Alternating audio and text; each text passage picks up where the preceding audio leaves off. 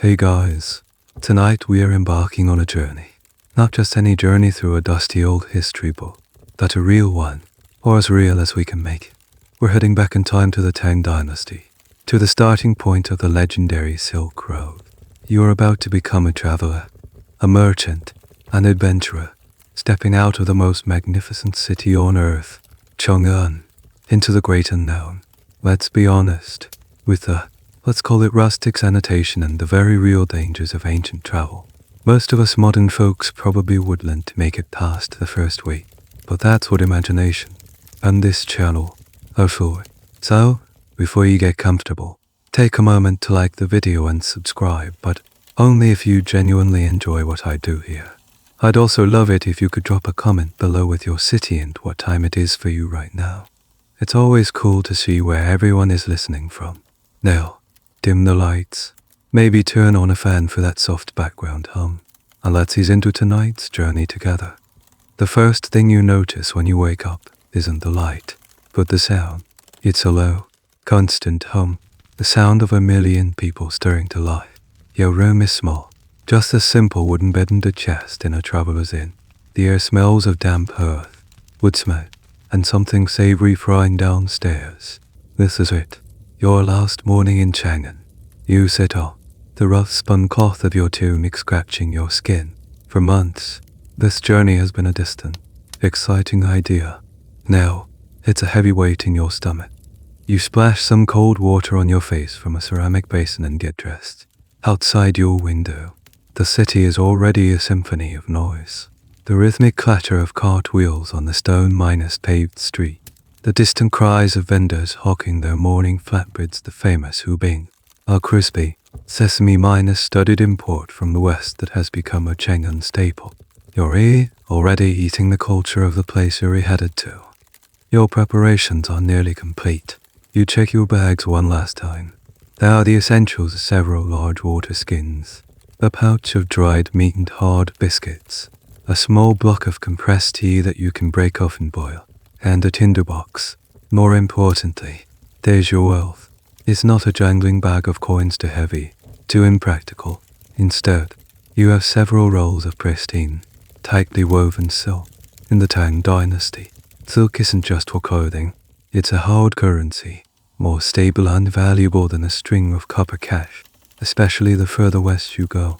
This is a mainstream fact of the era. People paid taxes in silk, and soldiers were often paid their salaries in bolts of cloth. Tucked away in the very bottom of your pack, wrapped in oilcloth, is the most crucial item of all your GUOSUO. It's a travel permit issued by the government, a flimsy piece of paper detailing your name, your destination, and the reason for your journey. Without it, every checkpoint guard at every city gate would see you as a vagrant or a deserter. You'd be arrested, or worse, simply turn back. With it, you are a legitimate traveler of the Great Tang. You decide to take one last walk through the city, to burn its image into your memory. You head for the West Market, the Exashi, while the East Market caters more to the domestic elite. The West Market is the beating heart of international trade, a chaotic, intoxicating microcosm of the world. The moment you step into its sprawling network of alleys, you're hit by a sensory overload. The air is thick with the scent of sandalwood from India, frankincense from Arabia, and the sharp, unfamiliar tang of spices you can't even name. You see faces here you'd never see in your provincial hometown. So do the iron merchants, with their high bridged noses and colorful robes, haggle loudly in their own tongue, their hands flying to emphasize a point. You see Persians with thick beards, Uyghurs in felt caps, and even a few dark skinned men from the southern seas, whom the locals call kannan. They are sailors, servants, or sometimes, sadly, slaves. You push through the crowd, your hand instinctively on the pouch where you keep your daily spending money. Here, anything in the world can be bought or sold. A merchant shows you a peacock, its brilliant feathers shimmering in the dusty sunlight. Another tries to sell you a so-called lion, which looks suspiciously like a very large, fluffy dog that has been cleverly groomed. This was a quirky little cottage industry. Real lions were, incredibly rare imperial gifts, but a lion minus dog could be passed off to a wealthy, but less discerning buyer. A bit of fun, a bit of fraud that's the market for you. You stop by a food stall and buy a piece of sweet melon, a taste of the oasis towns you'll soon be visiting. As you eat, you look at the sheer scale of the city around you, the wide, straight avenues designed on a perfect grid, the towering rammed minus earth walls. You wonder how they manage it all. How do you provide water and take away the waste for a city of almost 1 million souls? A population London wouldn't reach for another 1,000 years. There are canals and ditches, of course, but the sheer logistics of it are mind-boggling. In truth, this is a question historians still debate today: the precise, unglamorous mechanics of Chang'an's urban sanitation and water supply system remain a topic of academic discussion. The sun begins to dip lower, painting the sky in hues of orange and purple. The market's roar softens to a murmur. It's time to go back. As you walk through the emptying streets, a sense of finality washes over you. The familiar comforts of the world's greatest city are about to be replaced by the vast, silent emptiness of the desert. The excitement is still there, but now it's laced with a healthy dose of fear. Back in your room, you see your packed bags waiting by the door. The journey is no longer a dream. It starts tomorrow, at the cry of the rooster. The weeks following your departure from Chang'an blur into a dusty, rhythmic montage.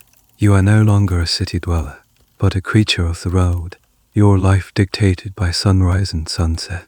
You travel through the Hexai corridor, the long, narrow artery of civilization pinched between the snow-capped Iliam mountains to the south and the desolate Gobi Desert to the north. This is the empire's vital lifeline to the west, a chain of garrison towns and oases strung together like beads on a string. Along the way, the Great Wall is your near-minus constant companion, but it's not the grand, unified structure you might have imagined. Here, it's a more desperate and practical affair, a series of crumbling rammed minus earth ramparts, isolated watchers, and beacon stations, each a lonely sentinel staring out into the vast emptiness. This is a key piece of historical understanding. The wall was never a single, unbroken line but a complex, evolving defense system. Its purpose was communication as much as defense. A thread of smoke by day or a flicker of fire by night could send a message of approaching danger down the line faster than any horse. After what feels like an eternity of plodding travel, you arrive. You men pass the Jade Gate. From a distance, it looks less like a gate and more like a giant, sun-dried brick of mud topped down in the middle of nowhere. It's a square fortress, stark and imposing, its walls the color of the very ground it stands on. There are no soaring arches or ornate carvings. This place isn't built to inspire awe. It's built to endure the wind, the sand, and the endless solitude. It is the last gasp of imperial authority. As you approach, the wind picks up. Whistling through the sea are inhalations on the fortress walls. It carries with it the fine, gritty dust that gets into your clothes, your food, and the creases of your eyes. The soldiers guarding the gate are a different breed from the polished imperial guards of the capital. Their leather armor is scuffed and cracked. Their faces tint to the color of walnuts by the relentless sun. Boredom and suspicion are etched into their features. Their job, you sense, is mostly to say no. You dismount, approach the checkpoint, your heart thudding a little faster. This is the moment of truth. You present your precious GUOSUO, the travel permit that feels flimsy and insignificant in your hand. A grizzled guard, his eyes narrowed to slits against the glare, takes it from you. He holds it up, studying the characters, his expression unreadable. For a long moment, he just holds your future in his grimy fingers. He could find a smudge, question a stamp, or simply decide he doesn't like your face, and your journey would be over before it truly began. He grunts, then gestures to your pack. A quick, cursory inspection follows. HES looking for contraband. Sure, but mostly HES size in you all. You offer him a small, customary gift, a piece of dried fruit from your rations. He takes it without a word and waves you on.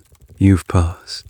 You spend a day in the small settlement huddled within the fortress's shadow, waiting for the rest of your caravan to assemble. It's a bleak, functional place. You ask a local why it's called the Jade Gate. A toothless old man laughed. Because all the precious jade from the west is supposed to come through here, who says. But all we ever see are tired merchants, and they're even more tired camels. This is a fun, if slightly cynical, little piece of trivia. The pass got its name from the nephrite jade traded from Khotan, far to the west. But, for the people living here, the name was more of an ironic punchline than a daily reality. The real currency here is water, not jade. As you stand on the packed earth, looking out at the endless expanse of gravellands, and that stretches to the horizon, you can't help but think of the famous poem you learned as a child, "The spring winds do not pass you men gate." You feel the truth of it in your bones. The air on this side, the side facing the western regions, truly does feel different. It's drier, sharper, and utterly indifferent. You wonder if this is the exact spot the poet stood. The truth is, the precise historical locations of you men Pass and its southern counterpart, Yang Pass, have been subjects of scholarly debate for centuries. Ancient texts are often vague, and the landscape has shifted over 1,000 years. But as you stand here, you realize it doesn't really matter. This, right here, is the edge. It is the psychological, if not the precisely surveyed, border between the known and the unknown. The next morning, you join your new companions, a sprawling caravan led by a seasoned OGDI merchant. With a final, backward glance at the square fortress, you step through the gate. There is no ceremony, no grand pronouncements, just the squeak of your boots on the dusty ground and the soft plodding of camels. The gate shrinks behind you until it's just a small, brown square in a vast, pale landscape. The umbilical cord to the Middle Kingdom feels like it has been decisively cut. Ahead lies the Taklamakan Desert, the Sea of Death. Your real journey has just begun. The world beyond you, men pass, is a canvas of muted colors: beige, ochre, grey. The ground is a hard minus bed, gravelly plain known as the Gobi, a stark and minimalist landscape that stretches to every horizon. For days, this is your reality. The sun beats down with an unforgiving intensity, and the only shade is the sliver of shadow cast by your own camel. The rhythm of the caravan becomes your life. You rise before the sun, when the air is still mercifully cool. A quick meal of dry flatbread and lukewarm tea, then the groaning complaint of camels being loaded. The day is a long, slow walk, a trance minus-like state broken only by the creak of leather, the soft padding of camel feet, and the incessant, whispering wind. After a week, the landscape begins to change. The gravel plain gives way to something softer, more treacherous. You've reached the edge of the Taklamakan Desert, and as you stand at its precipice, looking at the first waves of sand dunes rolling into the distance like a petrified golden ocean, the caravan leader, a stoic OGDIN named Rustam, gathers everyone. "Listen," he says, his voice raspy from the dust. "This is not the Gobi. The Gobi is hard ground. The Taklamakan, it has a saying, you can go in, but you cannot come out. It eats people. It eats caravans. We do not travel at midday. We rest. We do not wander from the path, ever. And you guard your water with your life, because it is your life."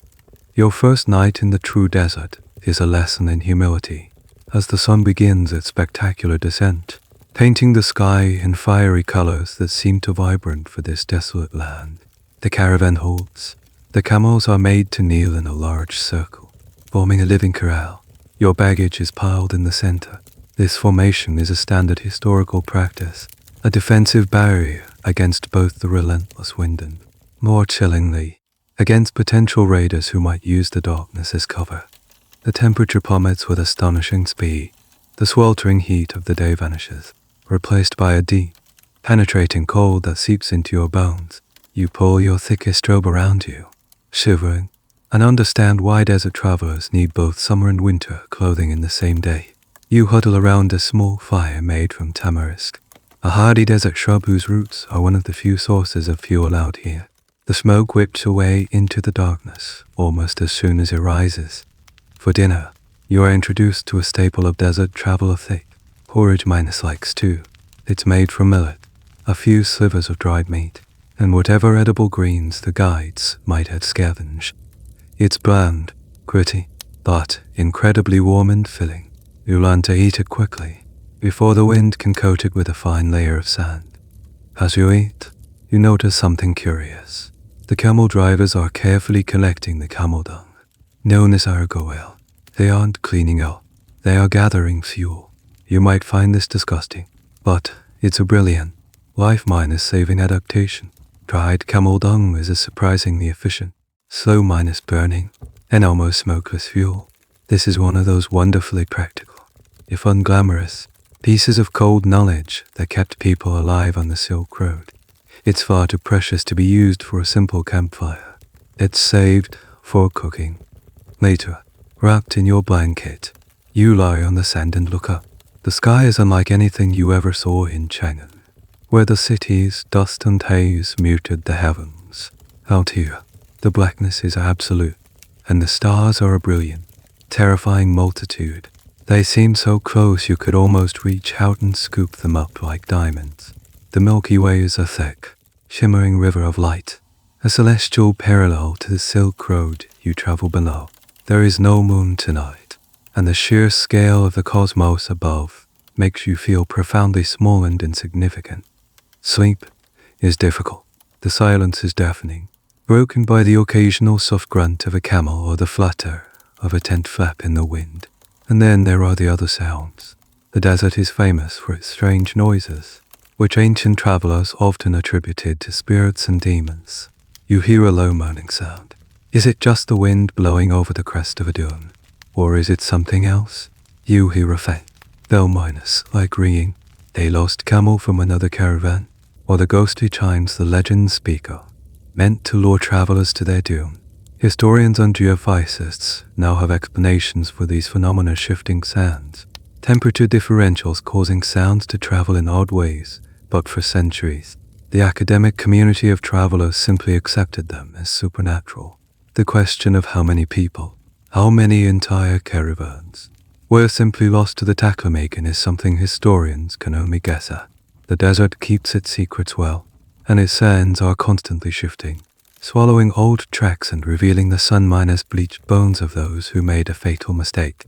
For now, though, you are safe. After a week that feels like a month, a dark green smudge appears on the horizon. At first, you think it's a mirage, a cruel trick of the heat-addled mind. But the smudge grows, solidifies, and slowly resolves into a line of trees. You can almost smell the moisture in the air. This is Dunhuang, an oasis city clinging precariously to the edge of the desert. It is not just a rest stop. It is one of the most vital junctions on the entire Silk Road. The name itself means blazing beacon, a testament to its role as a lonely lighthouse of civilization in a sea of sand. As you get closer, the sheer miracle of the place becomes apparent. A river, the Dang, flows down from the distant Ilia mountains, creating a vibrant ribbon of green. Fields of wheat, millet, and hemp line the riverbanks, irrigated by a complex network of man-made canals. The sudden explosion of color and life after the monochrome emptiness of the desert is almost overwhelming. You see poplar trees, their leaves rustling in the breeze, a sound you had forgotten existed. The air is cooler, filled with the scent of damp earth and growing things. Your camel, sensing water, quickens its pace without any prompting. Entering the city itself is like stepping into another world. Dunhuang is a fortress. Its high, rammed-earth walls, a defense against both the encroaching desert and nomadic raiders. But inside, it's a chaotic, vibrant hub of activity. The city is strategically located where the Silk Road splits into its northern and southern routes to bypass the heart of the Takla-making desert. Every caravan, every traveler, must pass through here. It is a choke point, a crossroads, and an information exchange. The streets are narrower and more winding than in Chang'an, teeming with a dizzying mix of people. You see fellow Han Chinese, of course soldiers, officials, and merchants like yourself, but they are almost outnumbered by the foreigners. So Judea and raiders, the undisputed masters of the caravan routes, are everywhere. Their distinctive pointed hats and colorful robes are common sight. You see Tibetans from the south, their faces weathered and ruddy, trading wool and medicinal herbs. You hear a dozen different languages being spoken in the marketplace, a cacophony of commerce. The main historical point here is that cities like Dunhuang were true multicultural melting pots long before the term was invented. They were places where empires and cultures didn't just meet, but mingled, traded, and sometimes clashed on a daily basis. You find a room in a crowded caravanserai, a large compound with a central courtyard for the animals and rooms for travelers lining the perimeter. It's noisy, dirty, and utterly alive. You spend the afternoon in the market, a treasure trove of goods from both east and west. You see familiar silks and ceramics from your homeland, but here they are displayed next to things you've only heard stories about. There are luminous glass beads from the Roman Empire, fragrant spices in burlap sacks, and the beautifully woven carpets from Persia. A merchant tries to sell you a pouch of asbestos cloth, a salamander wool that can be cleaned by throwing it into a fire. This bizarre item was a real curiosity traded along the Silk Road, a bit of natural magic that fascinated both Easterners and Westerners. It was a classic example of the oddities, not just bulk goods, that made the journey. In the evening, you sit in the common area of the caravanserai, sipping tea and listening to the stories of other travelers. This is where the real business of the Silk Road happens. It's not just about goods, it's about information. A merchant just arrived from the west warns of a recent tribal skirmish along the northern route, advising everyone to take the southern path. Another shares news about the price of lapis lazuli in Samarkand. This flow of information was as valuable as any bolt of silk. You also feel the powerful influence of a new force here, Buddhism. Shrines and stupas are common sights, and you see monks in saffron robes walking through the streets. The religion, born in India, traveled along these same trade routes, carried in the minds of merchants and missionaries. It found fertile ground in these oasis communities, offering a spiritual solace that resonated with the harsh realities of desert life. You hear whispers about a special place nearby, a cliff face filled with caves carved by pious devotees. One thing that still puzzles historians is the exact nature of the local administration in a place like Dunhuang. It was officially under Tang control, yet it was thousands of miles from the capital. How much autonomy did the local governors truly have? Were they powerful satraps ruling their own little kingdoms? Or were they just glorified paper-minus pushers constantly waiting for orders from Chang'an? The surviving documents give conflicting clues, suggesting a complex reality where imperial authority was strong on paper, but had to be flexible and pragmatic on the ground. It was a constant negotiation between the center and the periphery. As you lie down to sleep, the sounds of the city, the murmur of foreign tongues, the distant braying of a donkey, the clink of glasses from a tavern are a strange but comforting lullaby. You've survived the desert. You've reached the crossroads. From here, you must make a choice, the northern route or the southern. But before that, you know you have to visit the place you've heard so much about today, the mysterious caves of the 1,000 Buddhas. The next day, you join a small group of pilgrims and travelers heading out of the city. A short journey brings you to a stark, gravelly riverbed, flanked on one side by a long cliff face of crumbling conglomerate rock. From a distance, it looks unimpressive, just a pockmarked wall of brown earth. But as you get closer, you see them hundreds of dark, rectangular openings, cut into the cliff at various heights, arranged in seemingly random tiers like the windows of a surreal apartment building. This is Mughal, the caves of the 1,000 Buddhas. The air here is different from the city. It's quiet, reverent. The only sounds are the wind and the soft crunch of your own footsteps. You have to crane your neck back to see the highest caves, some of which are connected by rickety looking wooden walkways and stairs clinging precariously to the cliff face. A monk with a serene, ageless face greets your group, holding a flickering oil lamp. He is your guide. He explains that these caves have been under construction for centuries. It all started he says, when a monk had a vision of 1,000 Buddhas shimmering on this very cliff face, inspiring him to excavate the first grotto. The monk leads you to the entrance of one of the lower caves. You step from the brilliant, harsh sunlight into a cool, profound darkness. For a moment, you are blind, your eyes struggling to adjust. Then, the monk raises his lamp, and you gasp. The light dances across the walls, revealing a world of breathtaking color and form. The entire cave, from floor to ceiling, is covered in murals. It's not just a painting on a wall. The entire space is the painting. You are standing inside a work of art. You see scenes from the life of the Buddha, serene celestial beings with flowing robes, and elaborate geometric patterns that seem to shift and pulse in the flickering lamplight.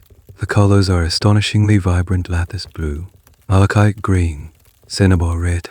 To think of these pigments, mined in faraway lands like Afghanistan, were carried all the way here on the backs of camels to adorn a dark hole in a cliff is mind-boggling.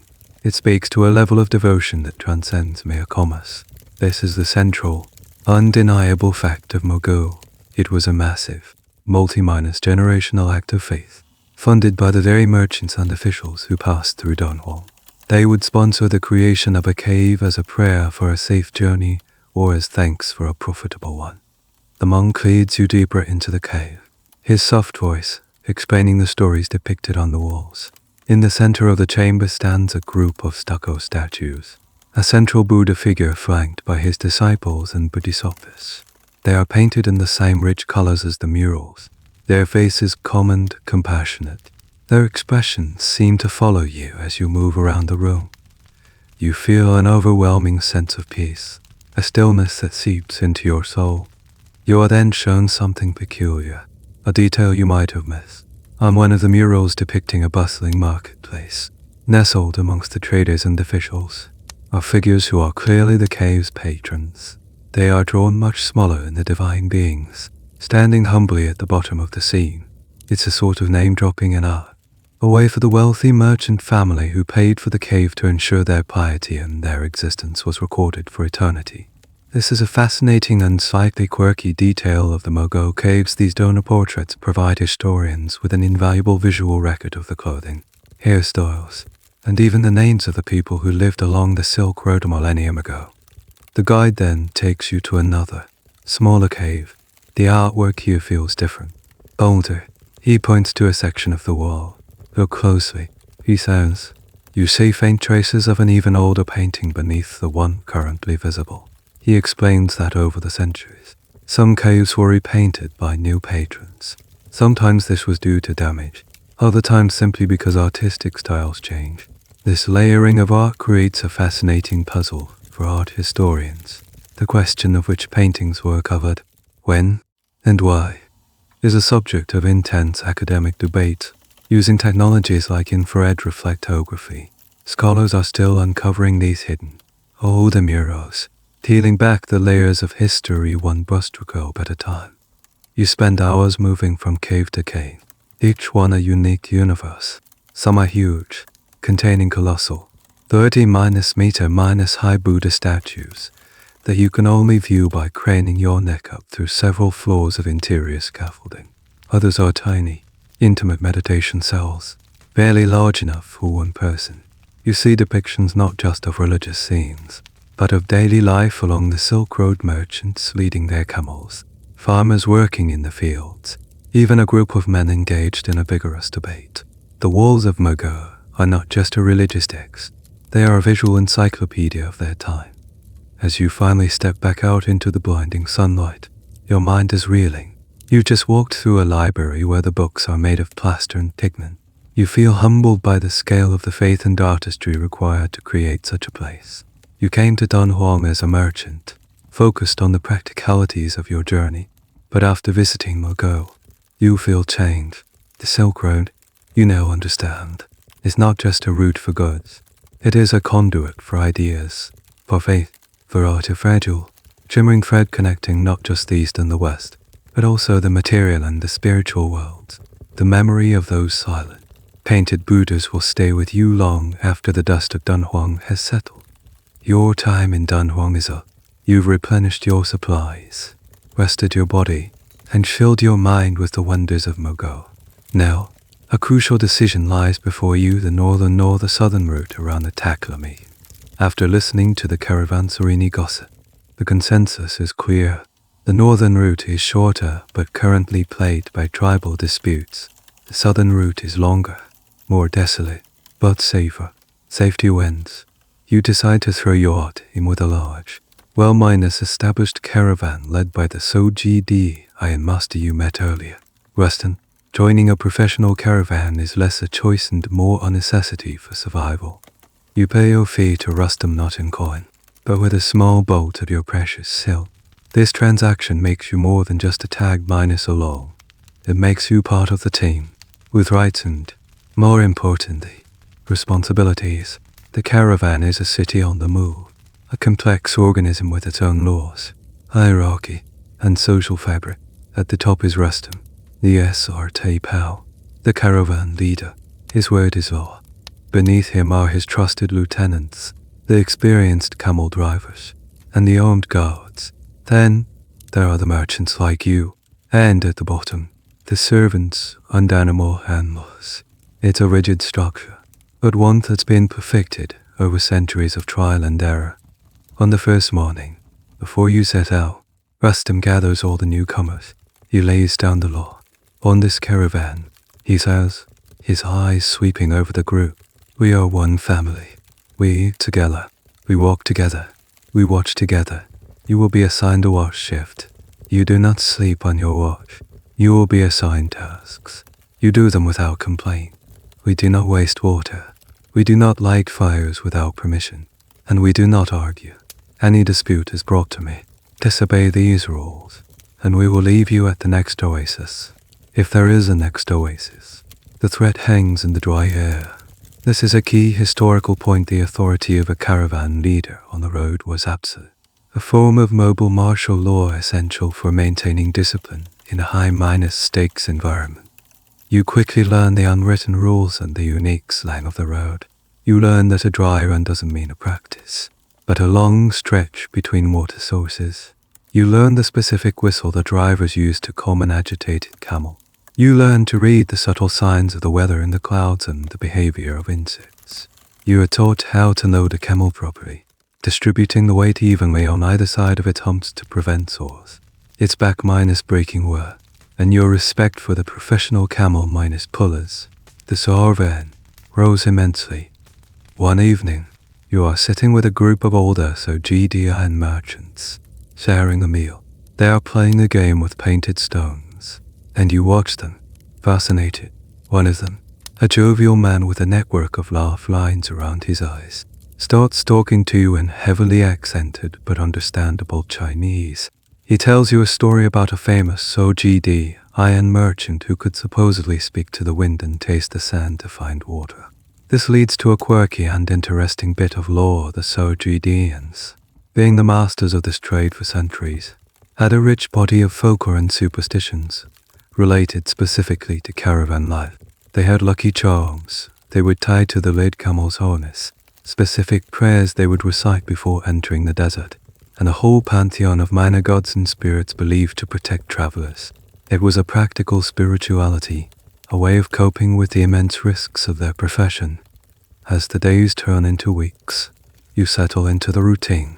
You take your turn on the night watch, sitting on a high dune overlooking the sleeping camp, your spear in hand. The silence of the desert night is absolute. You watch the constellations all slowly overhead. Your mind drifted. You think about your family back in China. Do they think of you?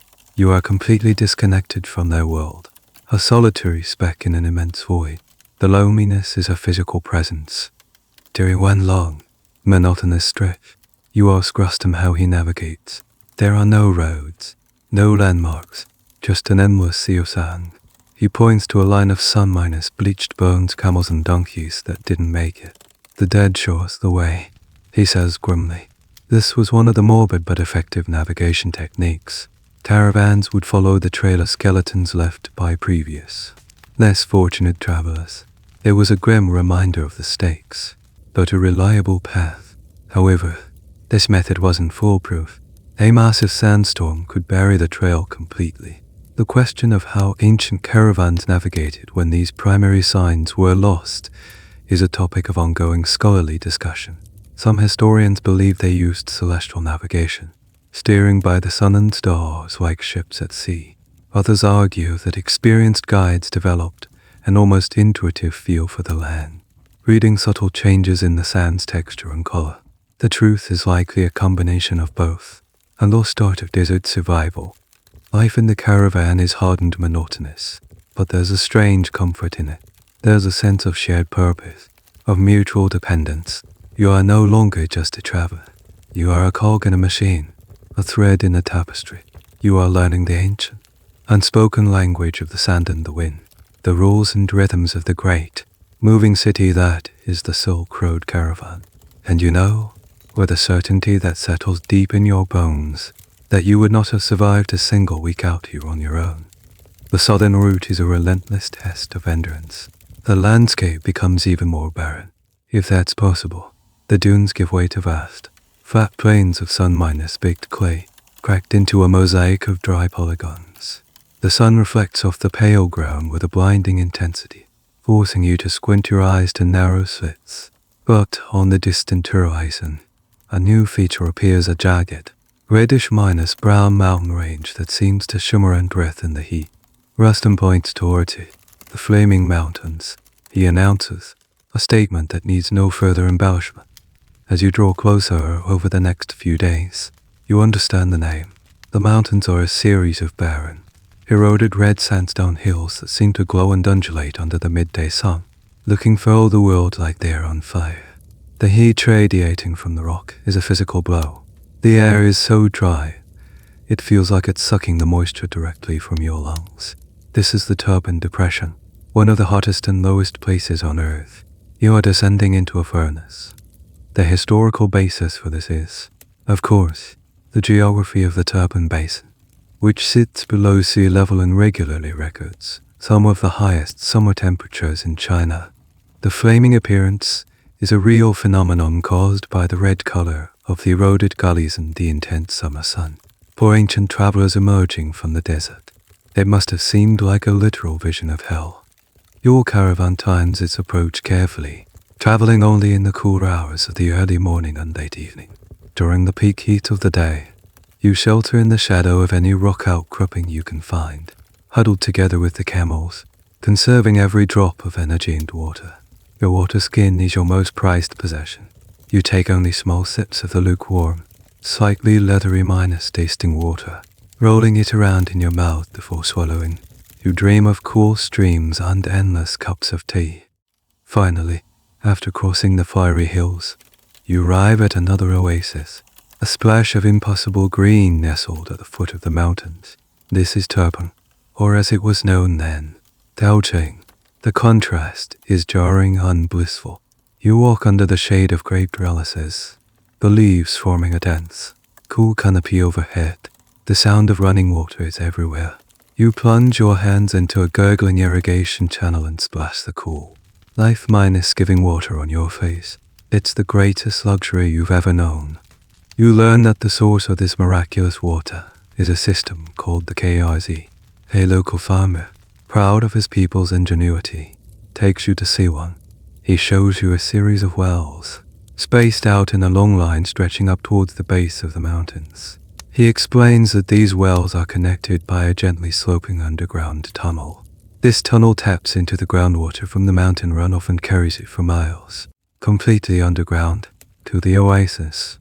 By keeping the water underground, it avoids the massive evaporation it would suffer in the surface heat. This is an authentic and brilliant piece of ancient engineering, a technology imported from Persia and adapted to the local environment. The KRZ system is what makes life in the Turban furnace possible. It's a hidden, underground river, a secret lifeline. You spend a few days in the oasis, and you are introduced to its most famous product, grapes, but not just for eating. You see them laid out on ventilated brick drying miners' houses, slowly turning into sweet, delicious raisins. These raisins are a major commodity, lightweight, high in energy, and they travel well. You trade a small piece of silk for a large bag of them, a welcome addition to your monotonous rations. But the locals also use the grapes for something else. Why?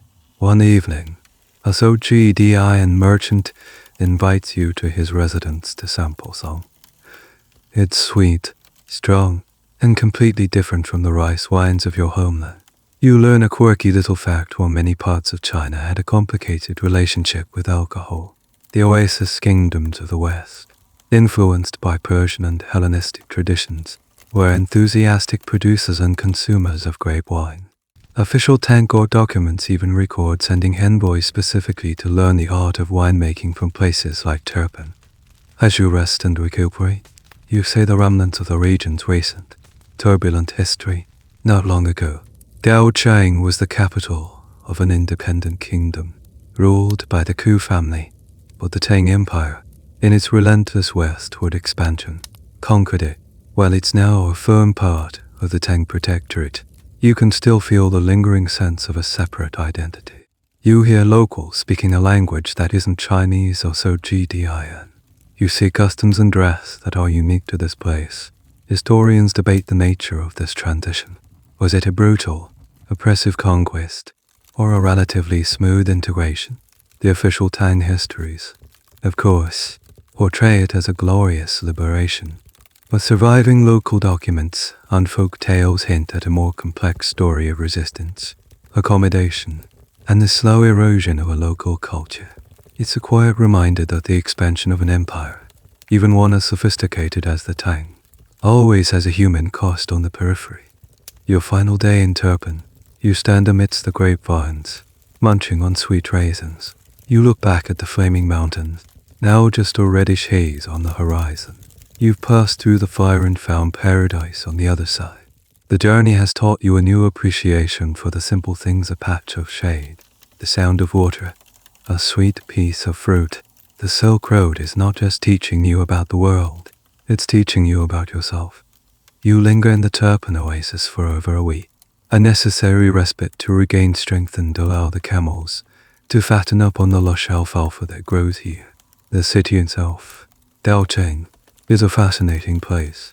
Unlike the orderly grid of Chang'an, it's a sprawling, somewhat chaotic city of mud minus brick buildings. As you explore its streets, you realize you aren't just walking through a city, you're walking through a museum of a fallen kingdom.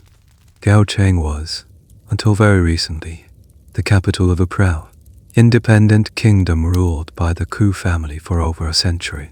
The Tang conquest is a fresh wound here.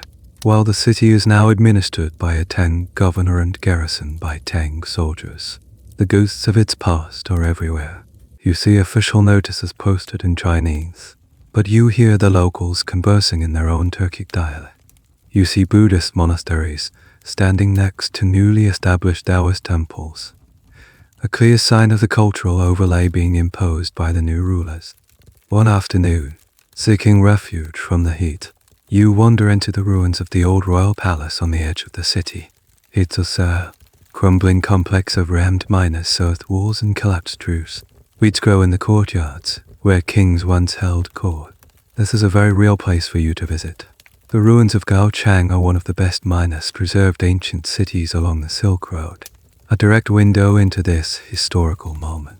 Standing there, you can feel the weight of its history.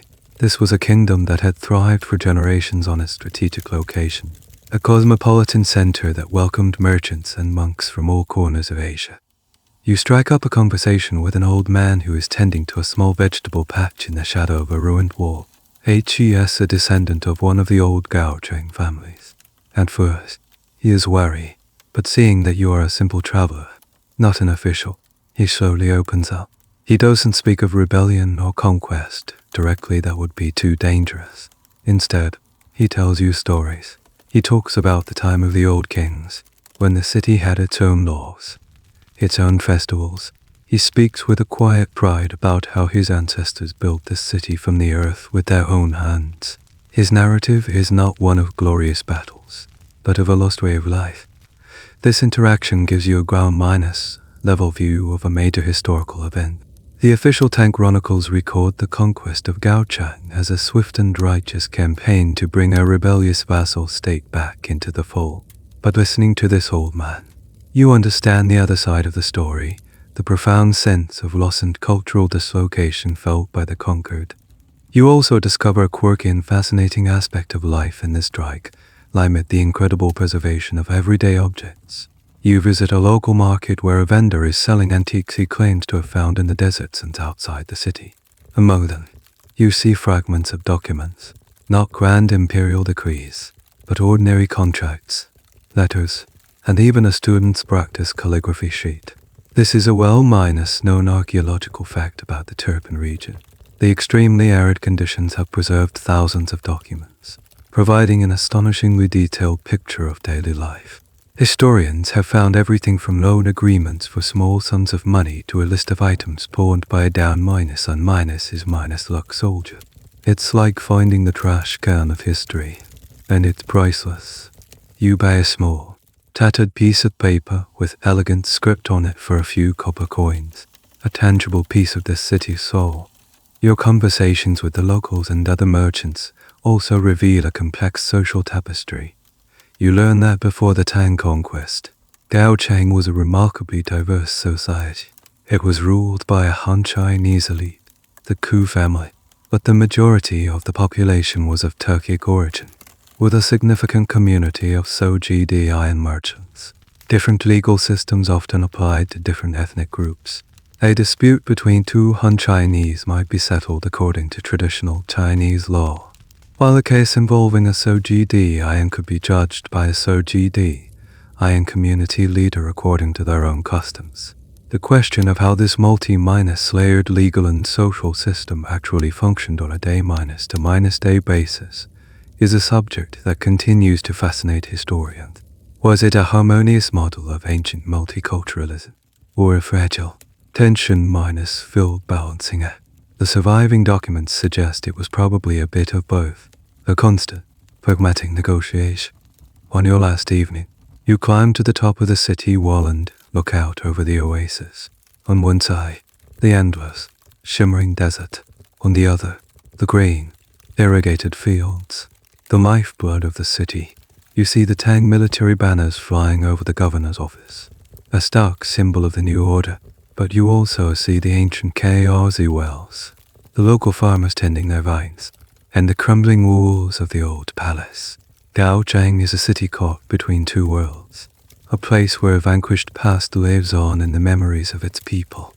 Even as a powerful empire imposes its future, you feel a sense of melancholy for this fallen kingdom, a place that offered you shelter and kindness.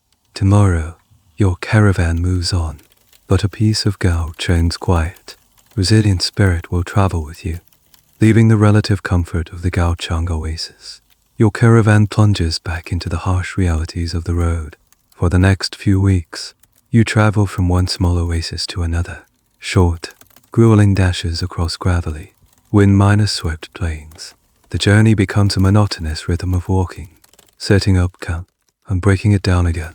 It's during this leg of the journey that you, as a merchant-traveler, must truly engage in the business of the Silk Road. It's time to trade. Your first major commercial encounter happens in a bustling oasis town called Karzhr or Yanqi, as it was known to the Tang. The town square is a frenzy of activity. Here, you get a masterclass in the art of the deal by observing the undisputed champions, the Sogdians. You watch Reston, your caravan leader, conduct his business. It's a theatrical performance. He greets a local chieftain not with a handshake, but with a complex series of bows and honorifics, showing deep respect.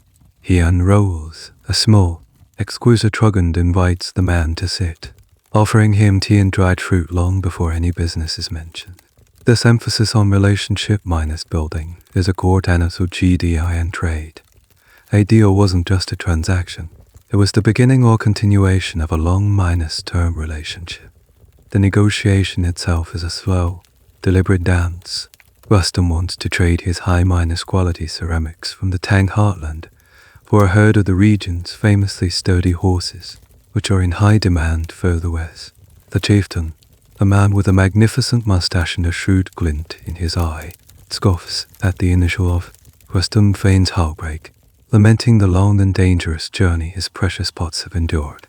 The chieftain complains about the poor grazing season and the high cost of fodder. It's a patient, ritualized back minus and minus forth that can last for hours, even days. No one. You decide it's time to try your own hand. Your assets are the rolls of silk you've been guarding so carefully. You approach a smaller merchant, a man trading in local medicinal herbs saffron, which looks like a pile of red threads, and licorice root. You need to procure some goods that will be valuable in Persia, and these herbs fit the bill. You unroll one of your bolts of silk. The fabric shimmers in the dusty sunlight, its quality undeniable. The merchant's eyes widen slightly, the only sign of his interest. Now, it's your turn to dance. You start by praising the quality of his herbs, their rich color and strong aroma. He, in turn, talks about how common silk is becoming, how the market is flooded. You know it's a lie, but you play along. You make an offer, one bolt of silk for a large sack of saffron. He laughs, a theatrical, booming laugh, and makes a counter-offer that is frankly insulting, the same bolt for a tiny pouch of the precious spice. You feign indignation, getting ready to pack up your silk. This is a crucial move. The willingness to walk away is your greatest weapon. As you begin to roll the fabric, he stops you, his tone softening slightly. Wait, my friend, let us not be hasty. The real negotiation has just begun. This brings up a fascinating, quirky aspect of Silk Road trade, the lack of a standardized currency or exchange rate. While silk and coins existed, much of the trade was pure barter. What was a bolt of silk worth? It was worth whatever you could get for it in that specific time and place. Its value depended on the local supply, the demand, and, most importantly, your skill as a negotiator. This fluid, chaotic system is what gave shrewd traders like the Sogdians their edge. They had an almost supernatural sense of these shifting values across thousands of miles. You eventually settle on a deal: your one bolt of silk for a medium-sized bag of saffron and 3 smaller bundles of licorice root. You both feel like you've won, which is the hallmark of a good negotiation. You seal the deal not with a contract, but with a clasp of hands and a shared cup of tea. Your word and your reputation are your bond. Later that day, you see one of the Sogdian merchants using a strange tool to weigh some silver. It's a small, portable set of scales, but the weights are not standard.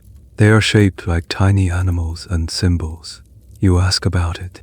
He explains that different oases and tribes used different weight systems. A savvy merchant had to carry several sets of weights and be a master of mental conversion. The academic question of how these disparate systems of weights and measures were reconciled across the continent is a complex one. Historians believe that experienced traders relied on a combination of these portable tools, trusted local brokers who acted as middlemen, and a deep, intuitive understanding of fair value. It was a system built on experience and trust, not on universal standards. As you pack your newly acquired herbs, carefully wrapping them to preserve their aroma, you feel a sense of accomplishment. You've successfully converted a piece of your initial investment into a new form of wealth, one that will hopefully appreciate in value as you move west. You are no longer just a passenger.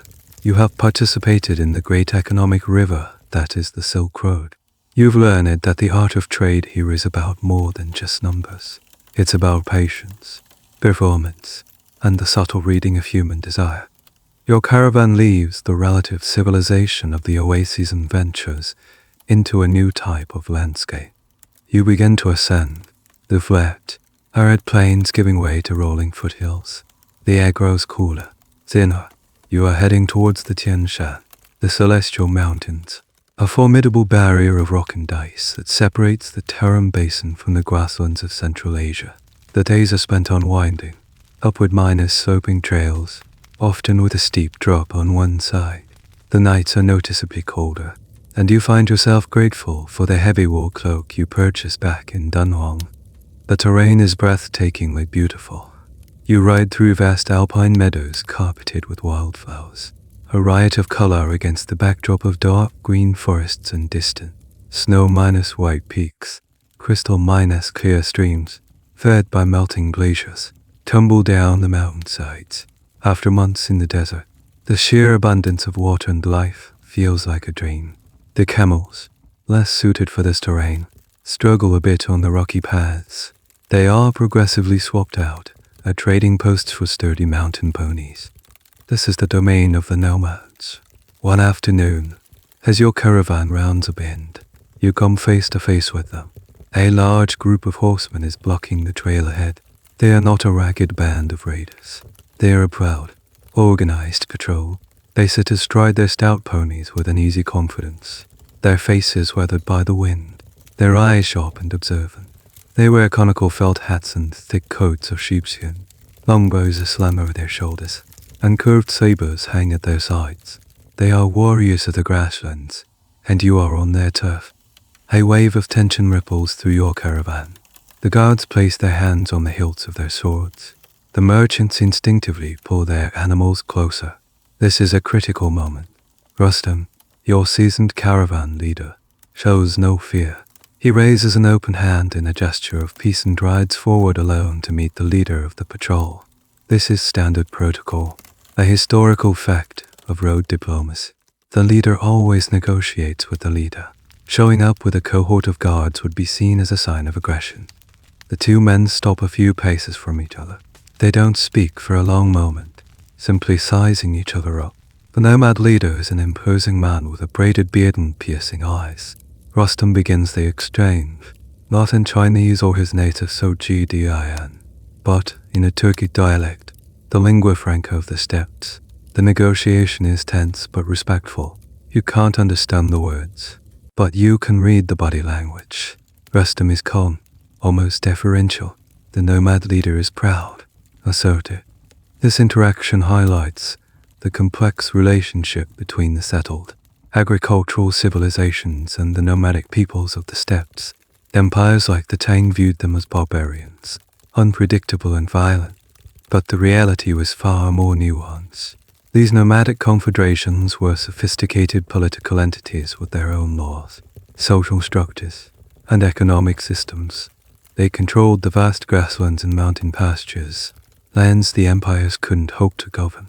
For a caravan to pass safely, they had to pay a toll, which was less a random act of extortion and more a recognized fee for safe passage and access to grazing lands. After a long negotiation, Rustam returns to the caravan. "We have an agreement," he announces. "The price is steeped several bolts of our best silk and a small chest of high-quality tea. It's a significant loss of potential profit, but as Rustam mutters under his breath, it's cheaper than a funeral." The goods are handed over. The nomad leader inspects the silk, his expert fingers feeling the quality of the weave. Satisfied, he nods. He and his men part to the sides of the trail, allowing your caravan to pass. As you ride by, you make eye contact with one of the young riders. There is no malice in his eyes, just a cool, appraising curiosity. You are from different worlds, meeting for a brief, transitional moment on this mountain pass. That evening, you make camp in a high meadow, under the watchful, but no longer hostile eyes of the nomads. They quirky, and perhaps surprising, cultural exchange takes place. A few of the nomads ride into your camp, not to threaten, but to trade. They are interested in metal goods, needles, small knives, and iron pots which are difficult for them to produce. In return, they offer cheese, yogurt, and a potent, tasting alcoholic beverage made from fermented mare's milk, known as kumbis. You cautiously sample some. It's an acquired taste, to put it mildly. This small scale trade in mundane items was a constant and vital part of the interaction between nomads and caravan merchants, a peaceful counterpoint to the more dramatic tales of raids and conflict. The exact nature of the political entities in the Tian Shan region during this period is a subject of ongoing historical debate. Chinese sources tend to lump various tribes together under broad, often pejorative, names, but in reality, this was a fluid, ever-changing landscape of alliances, rivalries, and confederations. Who was in charge this year might be a vassal next year. A caravan leader's most valuable skill was a minus-to-minus-to-minus-the-minute political intelligence, knowing which tribe was dominant, who their enemies were, and what kind of tribute they currently favored. This knowledge was worth more than gold. As you settle down to sleep, the thin mountain air is cold and crisp. The sounds of the desert are gone, replaced by the chirping of crickets and the distant neigh of a horse. You faced a new kind of challenge, one not of nature, but of men. You've learned that, on the Silk Road, survival often depends not on the strength of your sword arm, but on the wisdom of your leader and the quality of the silk you carry. The descent from the Tian Shan is almost as arduous as the climb.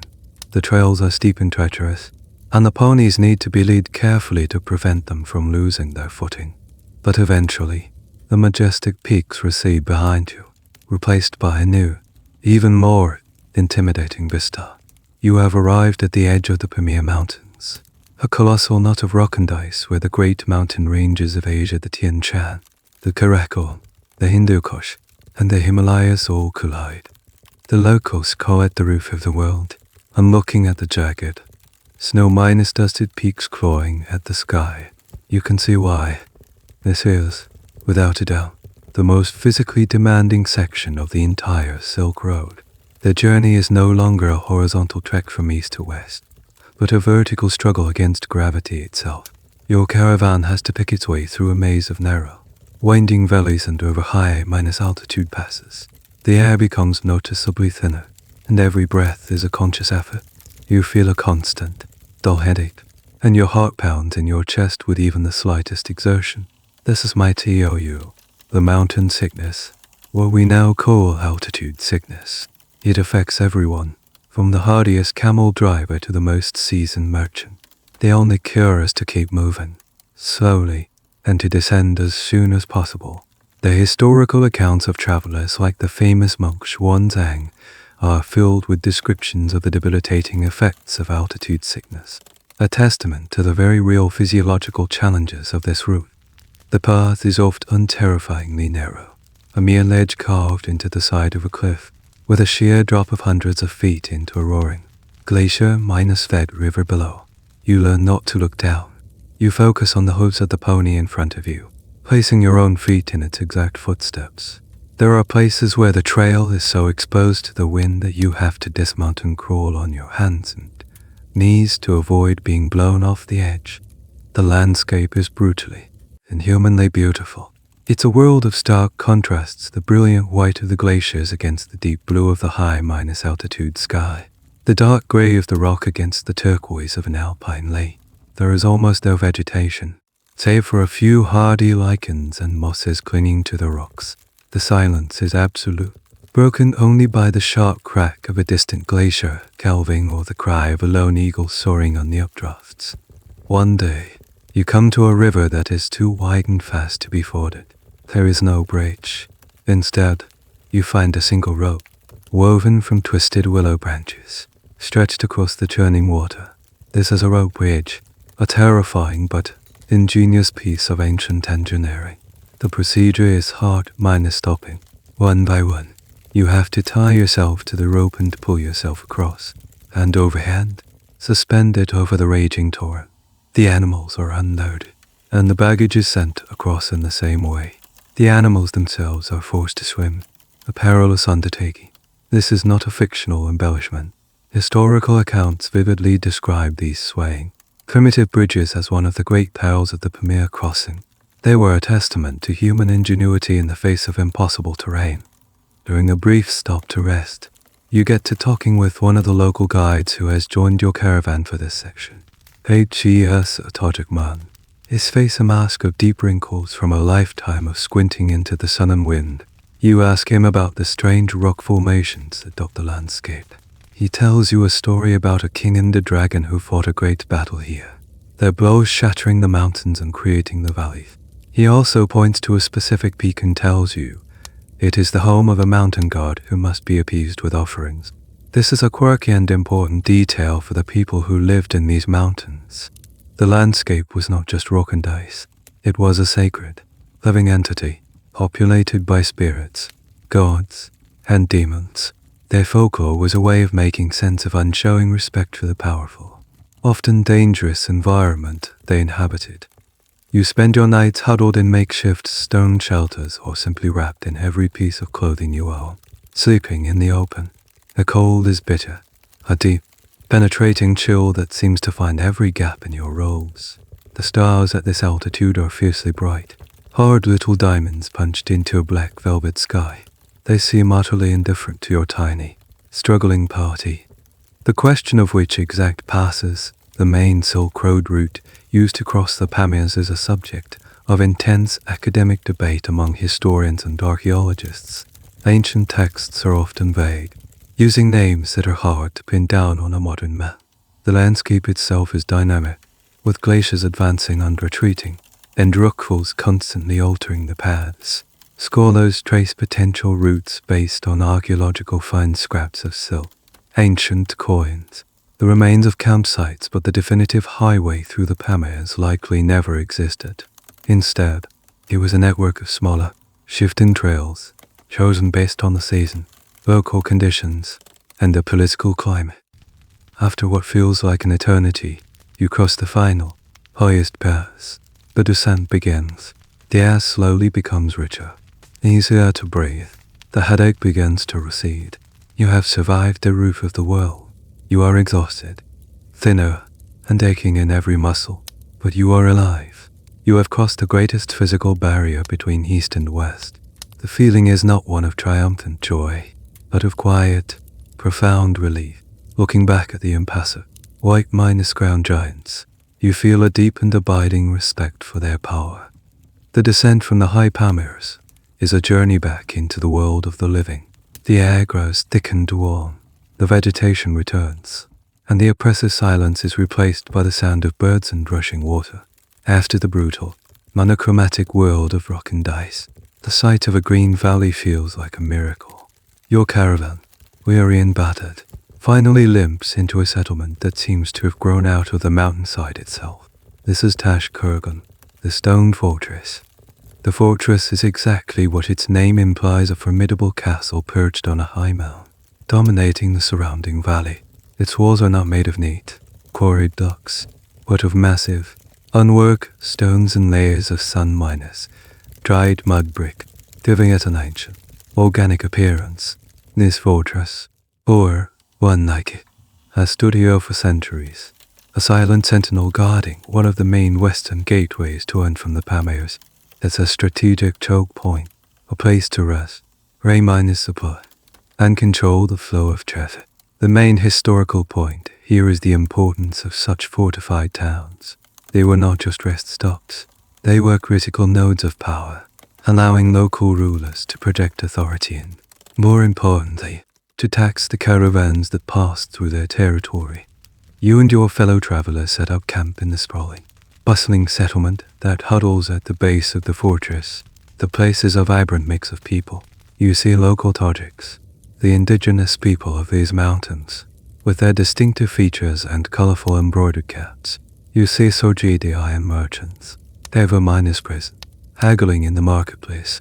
There are also Kushan people, Bactrianes, and even a few travelers from further south, from the valleys of what is now Pakistan and northern India. It's a mountain crossroads, and the air buzzes with a dozen different languages. You spend your first day simply resting. You eat your first proper hot meal in weeks, a hearty stew of mutton and flatbread, and it tastes like the most delicious thing you've ever consumed. You sleep for 12 hours straight, a deep, dreamless sleep, free from the biting cold and thin air of the high passes. On the second day, you explore the town and listen to the stories. The Stone Forest is a place steeped in legend. You sit in a smoky tea house, nursing a cup of salty milk tea, a local staple. An old storyteller, his voice a low, gravelly rasp, is recounting the foundation myth of the fortress. He tells a tale, popular in many variations throughout the region, of a Han princess who was traveling to Persia to be married. When her party reached this valley, they were blocked by a wall. For safety, they housed the princess on a high, inaccessible peak. Every night, a mysterious and handsome stranger would visit her. When the war ended and her guards came to retrieve her, they found she was pregnant. Her entourage, too ashamed to continue to Persia or return to China, decided to stay and build a city, with her and her supernaturally conceived son as their new royal family. The fortress was their castle.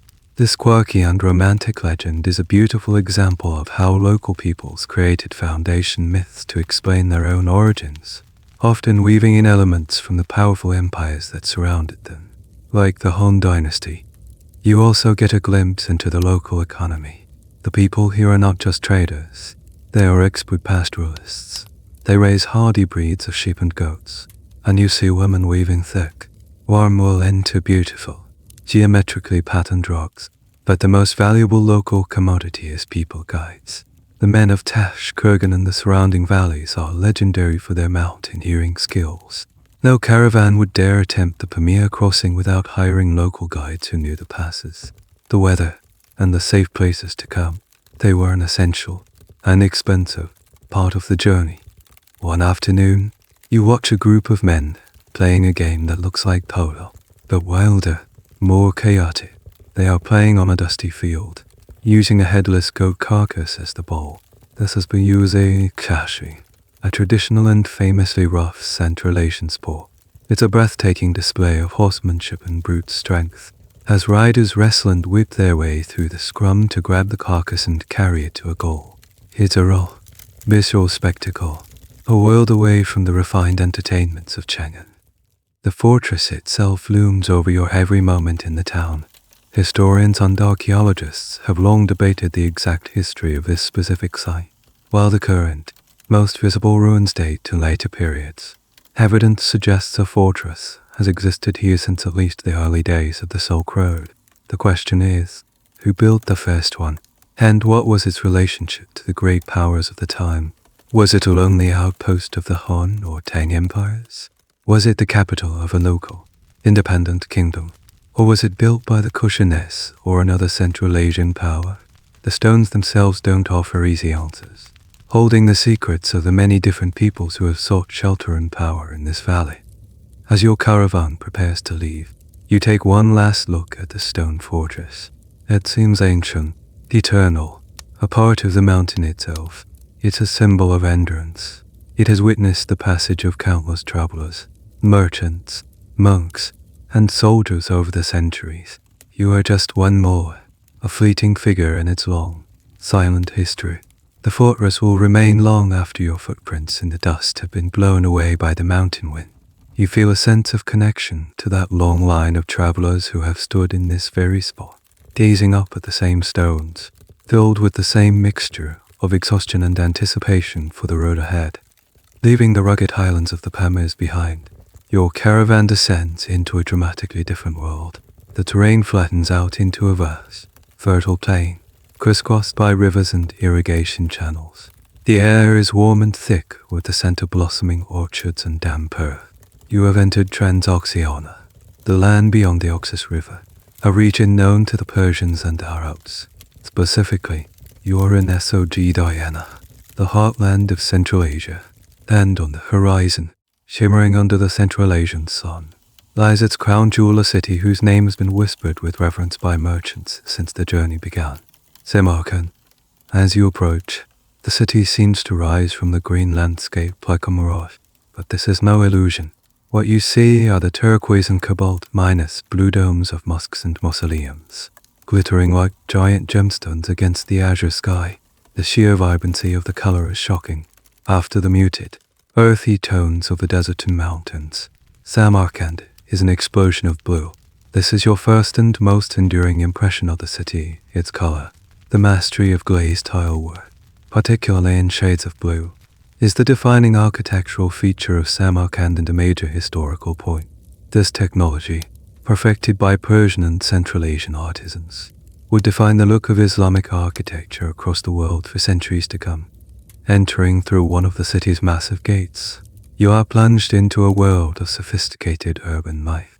The streets are paved, and there are public fountains and gardens. The buildings are not the simple mud minus brick structures of the oasis towns, but are often grand, two-story affairs with ornate carved wooden balconies. The people here are different, too. This is the homeland of the Sojidians, the people who have dominated your journey so far. You see them everywhere, not as traveling merchants, but as city dweller shopkeepers, artisans, and wealthy aristocrats dressed in brightly colored silks. They have a distinct look, often depicted in art with high-bridged noses, thick beards, and expressive faces. Your caravan master, Restum, is home. You see his whole demeanor change. The stoic, hard-bitten leader of the desert becomes a relaxed, expansive city gentleman. He greets friends and family in the street with warm embraces. He invites you and a few other key merchants from the caravan to his family home for a feast. The house is built around a central courtyard with a cooling fountain and fruit trees. You are seated on plush carpets and cushions, and servants bring course after course of delicious food, savory rice pilaf studded with carrots and mutton plov, grilled kebabs, fresh bread, and an abundance of fruits like melons, pomegranates, and apricots. The hospitality is overwhelming. The next day, you explore the city. Samarkand is not just a trade hub. It's a major center of craft and production. You wander through the artisan quarters, each street dedicated to a specific trade. You hear the rhythmic clang of coppersmiths hammering intricate designs onto trays and ewers. You see weavers producing heavy velvets and silk brocades. But the most famous local industry is paper. This is a quirky but hugely significant piece of historical trivia. The secret of papermaking, long guarded by China, was famously brought to Samarkand by Chinese prisoners of war captured after the Battle of Tolas River in 751 AD. The artisans of Samarkand not only learned the technique but improved upon it, creating a high-quality, smooth paper that became a prized export throughout the Islamic world, eventually making its way to Europe. It was this Samarkand paper that would fuel the intellectual flourishing of the Islamic Golden Age. You buy a few sheets of this famous paper to write letters home, marveling at its texture and quality. The city is a crossroads of faith as well as commerce.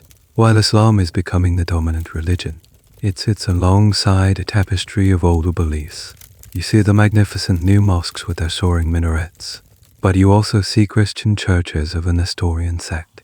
And in the private homes of many Sojidians, you can find shrines dedicated to the ancient Zoroastrian deities. This religious pluralism was a hallmark of Sojidian society for a long time. They were pragmatic people, often adopting the religions of their trading partners to facilitate business. However, the question of how smoothly this transition to Islam occurred is a matter of academic debate. Official histories often portray a rapid and willing conversion of the populace, but archaeological evidence, such as the continued use of Zoroastrian Suhari's bone boxes for a long time after the Arab conquest, suggests a much more gradual and complex process. For many, conversion may have been more a matter of political and economic convenience than a deep spiritual shift, with old beliefs and practices lingering for generations. You spend your days in Samarkand in a state of wonder. You wander through the Registan, the city's central square, flanked by imposing madrasas Islamic schools. You visit the bustling Siab Bazaar, a sensory overload of spices, textiles, and foods. You see storytellers, captivating crowds and musicians playing unfamiliar instruments. The city is a vibrant, confident, and wealthy metropolis. It feels a world away from the hardships of the road. It's the heart of the Silk Road, a place where the wealth of nations is not just traded, but transformed, celebrated, and enjoyed. For the first time since leaving Cheng'an, you feel like you are in the center of the world again, just a different world. It's a city of blue domes and brilliant minds, a testament to the riches, both material and intellectual, that flow along the Great Road.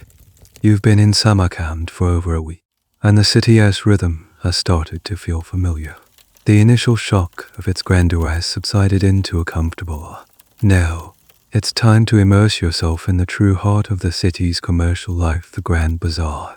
It's not a single market square like in the smaller oasis towns, but a vast, sprawling labyrinth of covered alleyways, open minus-air courtyards, and caravanserais pulsating with a life for all its own.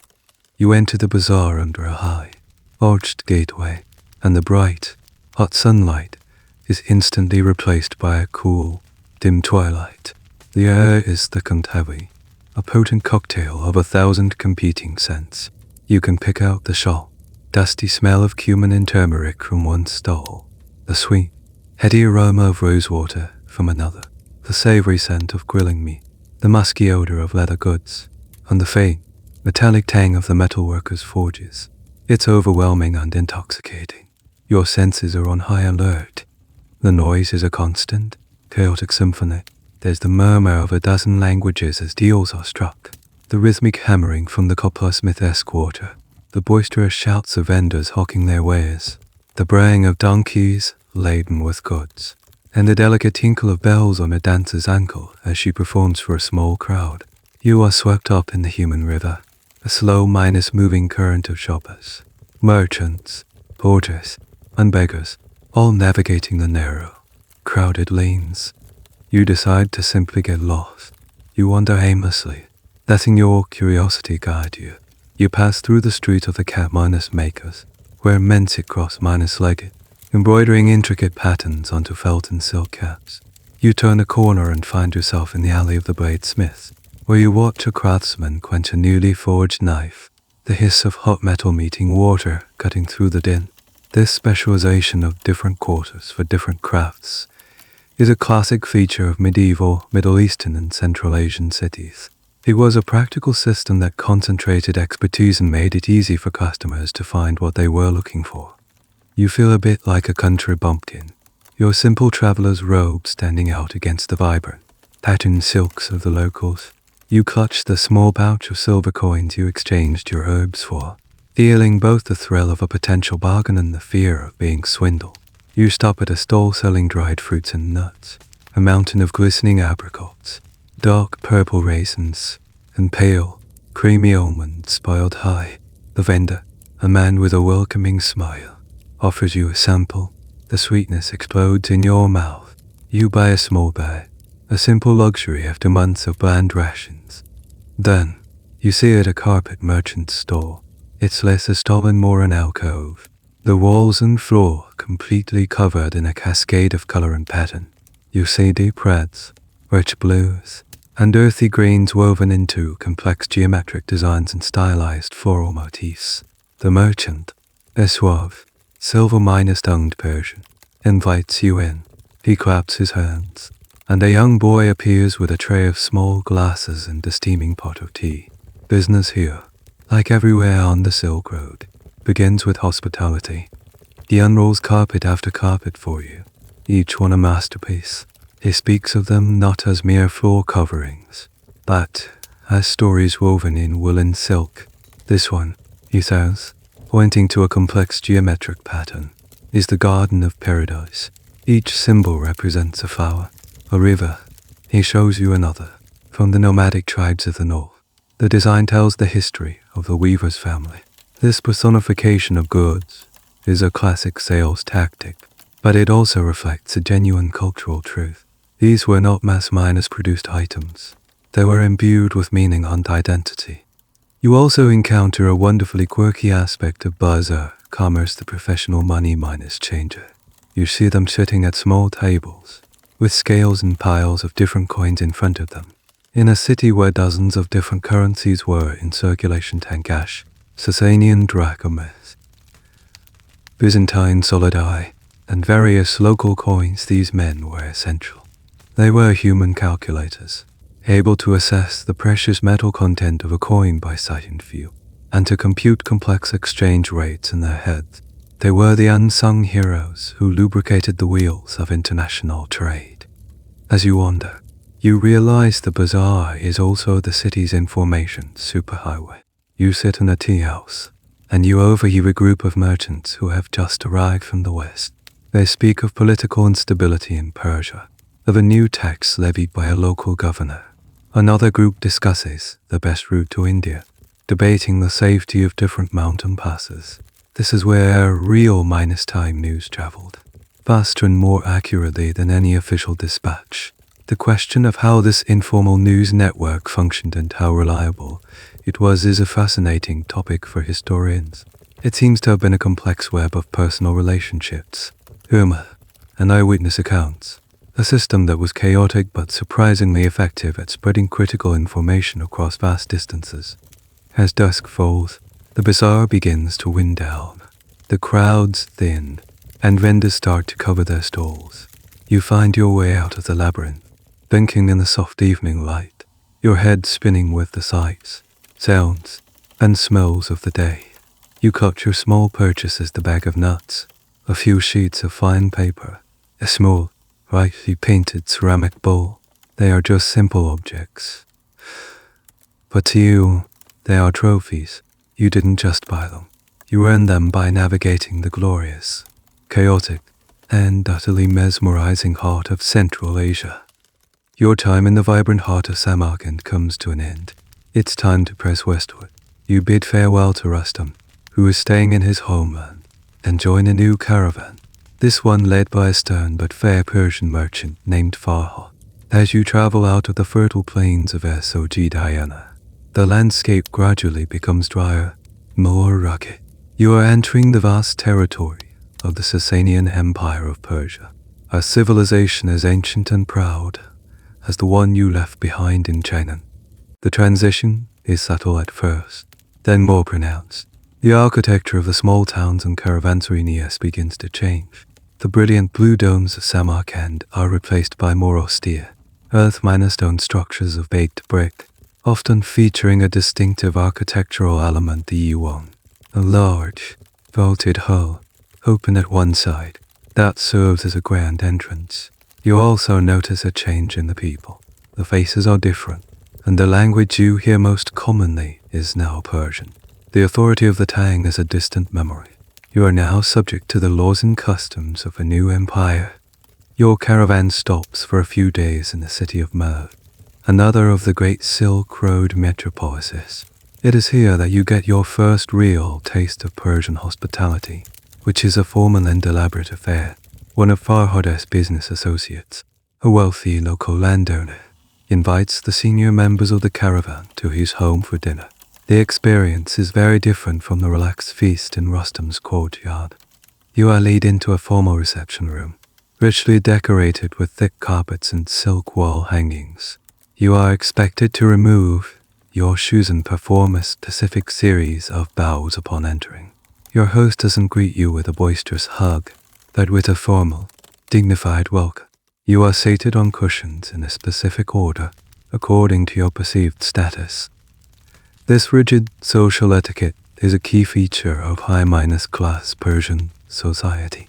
Getting it right is a sign of good breeding. Getting it wrong is a source of great embarrassment.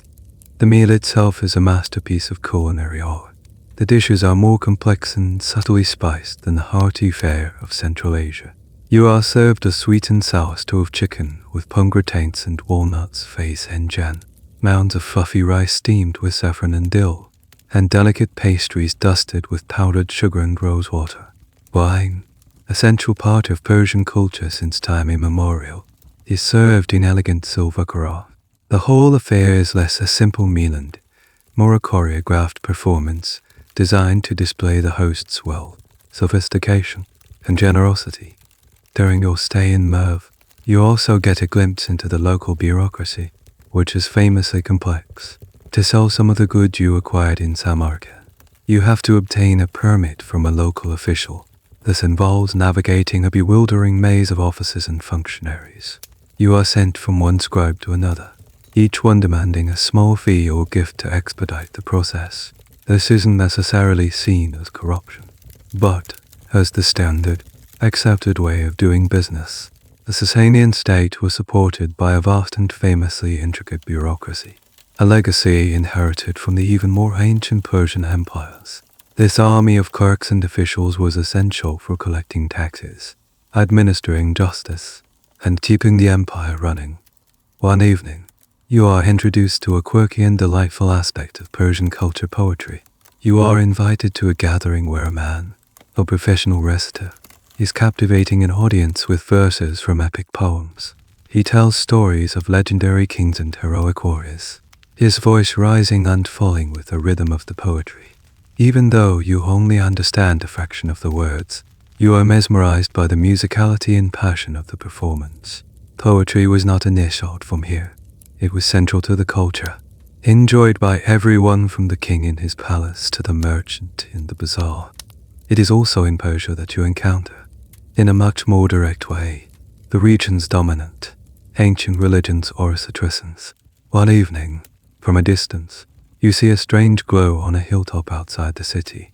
You ask Farhod about it. He explains that it is a tower of silence, a place where Zoroastrians lay out their dead to be consumed by vultures. He tells you that earth, fire, and water are sacred elements and must not be polluted by a dead body. Therefore, burial and cremation are forbidden. Instead, the dead are returned to nature through this process of excarnation. The idea is startling, but you begin to understand the deep ecological and spiritual logic behind it. This practice is one of the most distinct and often misunderstood aspects of Zoroastrianism. The relationship between the Sasanian state and the various religions within its borders is a complex topic that historians continue to debate. While Zoroastrianism was the official state religion, the empire also contained large populations of Christians, Jews, and Buddhists. The official policy towards these minority groups varied dramatically over time, swinging from periods of relative tolerance to episodes of brutal persecution. The level of freedom a community enjoyed often depended on the whims of the ruling Shah and the political climate of the moment. It was a precarious existence for many. As your caravan prepares to leave Merv, you feel a sense of having passed through another invisible membrane. You have adapted to new foods, new customs, and a new social rhythm. You are learning to navigate the formal, polite, and deeply traditional world of Persia. The journey is changing you, smoothing your rough traverse edges, and teaching you the art of cultural camouflage. You are becoming a true citizen of the road, at home everywhere and nowhere.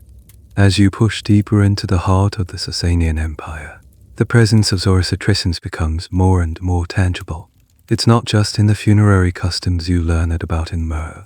It's woven into the very fabric of daily life and the landscape itself. You start to notice small fire altars in town squares and stylized symbols carved above the doorways of homes. This ancient faith, one of the oldest monotheistic religions in the world, feels alive and deeply rooted in the land. Your caravan route takes you through a dry, hilly region. One evening, you camp near a small village. As dusk settles, you see a procession of villagers, dressed in simple white robes, making their way towards a modest, windowless building on a nearby hill. It's a fire temple, an attached bear run. Your curiosity piqued, you follow at a respectful distance. You can't go inside. The inner sanctum is reserved for priests and the devout, but you stand outside in the twilight and watch. From the open doorway, you can see a flickering glow. You can't see the flame itself, which is kept in a large urn on a pedestal in a consecrated chamber, but its light dances on the interior walls. You hear the low, rhythmic chanting of the priests, speaking in the ancient Avestan language. The ceremony is solemn, dignified, and strangely hypnotic. The central point of Zoroastrian worship is the sacred fire, which is seen as the physical manifestation of the Supreme Being. Ahura Mazda, a symbol of purity, truth, and the divine light. The priest's job is to tend this fire, ensuring it never goes out. Some of these temple fires were said to have been burning continuously for centuries. Later that night, back at the camp, you talk with Farhad, your Persian caravan leader, about what you saw. He is a devout Zoroastrian and is happy to explain, though he simplifies things for an outsider. He tells you about the core belief, the eternal struggle between Ahura Mazda, the force of good and light, and Angramenu, the force of evil and darkness. He explains that every human being has the free will to choose which side to support through their good thoughts, good words, and good deeds. It's a philosophy that feels both epic and deeply personal. This brings you to a quirky and fascinating aspect of the faith, its obsession with purity and cleanliness. Farhad explains some of the daily rituals. For example, It's considered improper to exhale directly onto a flame or food, as human breath is seen as temporarily impure. He also tells you about the complex rules surrounding menstruation and childbirth, which were seen as states of ritual impurity requiring temporary seclusion. To a modern mind, these practices might seem strange or oppressive, but within the Zoroastrian worldview, they were a part of a cosmic effort to keep the forces of darkness and decay at bay. It was a form of spiritual hygiene. The next day, as you are buying supplies in the village market, you see a priest walking by. What strikes you is that he is wearing a cloth mask, a pardon, covering his nose and mouth. This isn't because of a plague. It's a direct application of the purity laws. He wears it when tending the sacred fire or performing certain rituals to prevent his breath from polluting the sacred elements. It's a striking visual, a testament to the seriousness with which these rules were followed. Your conversations and observations raise a question that has long puzzled historians: the true extent of Zoroastrianism's influence on other major world religions. The faith's core concepts a single supreme God, a cosmic battle between good and evil, a final judgment, the idea of heaven and hell, and a savior figure to come at the end of time are strikingly similar to concepts found in Judaism, Christianity, and Islam. The academic world is engaged in a long minor-standing debate about this. Did these ideas originate with the Zoroastrian prophets or of Testa and then spread, influencing the development of these other faiths during periods of Persian political dominance? Or did they develop independently in parallel? There is no consensus, but the parallels are too strong to be a mere coincidence. Standing here, watching this ancient faith in practice, you feel like you are looking at a spiritual ancestor of many of the world's great belief systems. A few days later, your caravan passes by a magnificent rock face relief carved into the side of a cliff. It depicts a great Sasanian king on horseback, receiving a ring of power from a figure who Farhad identifies as Ahura Mazda. The king is shown as the god's chosen representative on earth. This is a powerful piece of political propaganda, a clear statement that the king's authority is divinely ordained by the highest power in the universe. It's a perfect fusion of religion and imperial power, a public declaration that to obey the king is to align oneself with the forces of good and light. This leg of your journey through Persia is becoming a theological education. You are realizing that to understand this empire, you must understand its soul, and the soul of Persia is intertwined with the eternal, flickering flame you saw in that humble temple, a light of ancient wisdom, complex ritual, and profound philosophical ideas that would, in ways you can't yet imagine, help to shape the spiritual destiny of the world. Your journey westward continues, leaving the Persian highlands and descending into a wide, flat, and intensely hot plain. The landscape is dominated by two great, sluggish rivers, their banks lined with dense thickets of reeds and date palms. You have entered Mesopotamia, the land between the rivers, the ancient cradle of civilization itself. The air is heavy with humidity, a stark contrast to the dry heat you've grown accustomed to. The ground beneath your feet feels different, charged with an almost unfathomable depth of history. You are now in the heartland of the Sasanian Empire's rival, a place that had been contested by Roman and Persian armies for centuries. The cultural texture changes again. While Persian influence is strong, you also feel an older, deeper cultural layer. The people here are a mix of Arabs, Arameans, and Jews, and you hear the guttural sounds of Semitic languages in the marketplaces. Your caravan stops for a while in the sprawling metropolis of Kasitsan, the winter capital of the Sasanian Empire. The city is less a single, unified entity and more a collection of settlements spread out along the banks of the Tigris River. Its most famous landmark, visible from miles away, is the Taq Khosra, the palace of the Sasanian kings. What remains of it is primarily a single, colossal archway, the largest single minor span brick vault in the ancient world. You stand before it, dwarfed by its sheer scale. It seems less like a piece of architecture and more like a geological feature. This was the main audience hall of the Shahanshah, the king of kings. Standing in its shadow, You can almost feel the immense power and wealth that was once projected from this spot. It was designed to intimidate visiting ambassadors and subjects alike, a definitive statement of imperial grandeur. You take a small boat across the Tigris to the other side, where the ruins of another, older city lie, Seleucia, founded by the successors of Alexander the Great. And not far from there, buried under mounds of earth, are the even more ancient remains of Babylon. You hire a local guide, an old man who claims to know the ancient places. He takes you to a series of low, sun-baked mounds. Here, he says, with a sweep of his hand, was the great gate of Ishtar, and over there, the hanging gardens. It's hard to see. The glory of Nebuchadnezzar is long gone, reclaimed by the mud and dust. But, as you pick up a fragment of a glazed blue brick from the ground, you feel a tangible connection to that distant past. You are literally walking on the dust of empires. This experience highlights a key historical reality. Mesopotamia in this era was a land of ghosts. Its own glorious past is the home of the Sumerians, Akkadians, and Babylonians was a distant, almost mythological memory for its current inhabitants. While they lived amidst the ruins of ziggurats and palaces, their own cultures and identities were shaped by the more recent waves of conquest by Persians, Greeks, Romans, and Arabs. One of the quirky and fascinating remnants of this deep past is the local obsession with astrology and divination. In a cassette and bazaar, you see men offering to read your fortune in the stars, to interpret your dreams, or to predict the most auspicious day for a business venture. This isn't just simple superstition. It's the faint echo of the sophisticated astronomical and divinatory sciences of ancient Babylon. The Babylonians were meticulous observers of the heavens, and their knowledge, though now filtered through centuries of folklore, still held a powerful grip on the popular imagination. You pay a small coin to have a man cast your horoscope, more for the cultural experience than any belief in the outcome. He draws a complex chart in the sand and gives you a series of vague but entertaining predictions. As you travel through the countryside, you notice another feature of the landscape: massive, ancient canal systems, many now dry and filled with sand.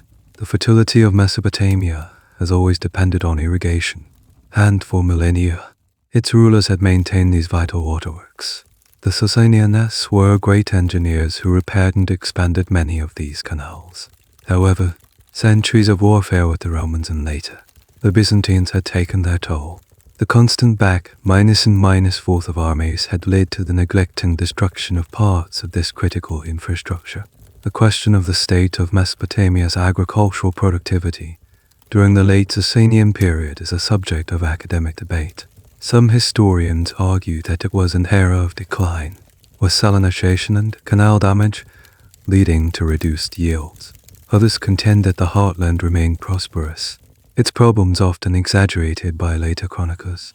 Looking at the mix of lush, irrigated fields and abandoned, salty patches of land, you can see evidence for both sides of the argument. The journey through this ancient land is a humbling one. In Persia, you were impressed by the power of a living empire. Here, you are awed by the sheer weight of accumulated time. Every step you take is on ground that has witnessed the birth and death of gods and empires. The Sasanian palace may be grand, but it's just the latest chapter in a book whose first pages were written thousands of years before. The whispers you hear on the wind are not just of Persian kings, but of Hammurabi, Gilgamesh, and Alexander. You feel like a fleeting specter in a land of powerful ghosts. Leaving the relative security of the Mesopotamian heartland, your caravan turns northwest, entering the arid, exposed plains that stretch between the Euphrates River and the Roman frontier. This is the Syrian desert, a vast, open space that has long served as a lawless buffer zone between the two great empires. The authority of the Sasanian Shah wanes here, and the rule of law is replaced by the much more immediate and personal law of the sword. The mood in the caravan shifts. The guards are more alert. Their hands never fall from their weapons. The merchants speak in hushed tones, and everyone scans the horizon constantly. The danger is not hypothetical. For days, you see signs of it. You pass the charred remains of a smaller caravan, a few broken wagons and the scattered, sun minus bleached bones of animals and men. It's a sobering sight, a stark reminder of the risks you are taking. Farhad, your caravan leader, now posts double the number of lookouts and enforces a strict nighttime watch schedule. No one is exempt. One blistering afternoon, it happens. A lookout, perched on the led camel, gives a sharp cry and points to the east. You squint, and at first, you see nothing but a shimmering haze. Then, it resolves into a cloud of dust, a small but growing smudge against the horizon. It's moving fast, too fast for a marching caravan. Raiders. The word ripples through your group like an electric shock. Instantly, the well-minus drill training kicks in. Farhad barks a series of sharp commands. The caravan doesn't scatter. It consolidates. The camels are forced to their knees in a tight circle, forming a living barricade, just as they did in the Tacomacan. The most valuable goods are shoved into the center, and the merchants and non-minus combatants, including you, are hustled inside this defensive ring.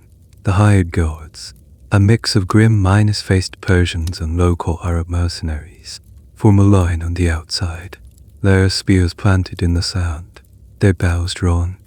You crouch behind the groaning camel, your heart hammering against your ribs. Your mouth is dry with fear. You have a small knife at your belt, but you know it would be useless against a determined attacker. All you can do is watch and wait. The raiders are a band of Bedouin horsemen. Perhaps 20 or 30 strong miners swarm into view. They are a terrifying sight, lean and dark, their heads wrapped in cloth, their robes flying in the wind as they gallop their agile desert horses. They don't charge head miners on into the line of spears. They are too smart for that. Instead, they circle your encampment, screaming war cries and kicking up a suffocating cloud of dust. Arrows begin to fly, thudding into the bodies of the camels or whizzing over your heads. Your own guards return fire, a disciplined volley of arrows that forces the riders to keep their distance. This is not a pitched battle from an epic poem. It's a tense, strategic standoff. The raiders' goal is not to annihilate you but to test your defenses, to create panic, to see if you will break and run, making you easy prey. The historical reality of desert trading was often more about intimidation and opportunism than a fight to the death. A well-minus defended caravan was a hard target, and raiders often preferred to seek out weaker prey rather than risk heavy casualties. Farhad is the rock in the center of the storm. He stands exposed, shouting encouragement to his men, his voice calm and steady. He knows that the key to survival is discipline. As long as the circle holds, you are safe. The standoff lasts for what feels like an eternity. The sun beats down, the screams of the raiders are incessant, and the smell of fear and sweat is thick in the air. Then, the dynamic shifts. The leader of the raiders, a man on a magnificent white horse, rides a little closer, holding up an open palm. It's a signal to parley. Farhad, armed but alone, walks out to meet him. This is an incredibly tense negotiation, conducted at shouting distance. The rider demands a tribute, a toll for safe passage through his tribe's territory. Farhad refuses, but makes a counter-offer, a gift of friendship. It's a delicate semantic dance. Tribute implies submission, while gift suggests a transaction between equals. You watch them haggle, their voices rising and falling on the hot desert wind. The question of the relationship between merchant caravans and nomadic tribes is a complex one that historians still explore. Was it always adversarial, or were there established, if unwritten, rules of engagement? The evidence suggests a spectrum of interactions. Some tribes were purely predatory, while others had long-minus standing, almost symbiotic relationships with the caravans, offering protection and guidance for a recognized fee. A caravan's fate often depended on which type of tribe they encountered. Finally, an agreement is reached. Farhad hands over a few bags of grain in the bolt of cheap cotton cloth, a symbolic payment that allows the raider chief to save face.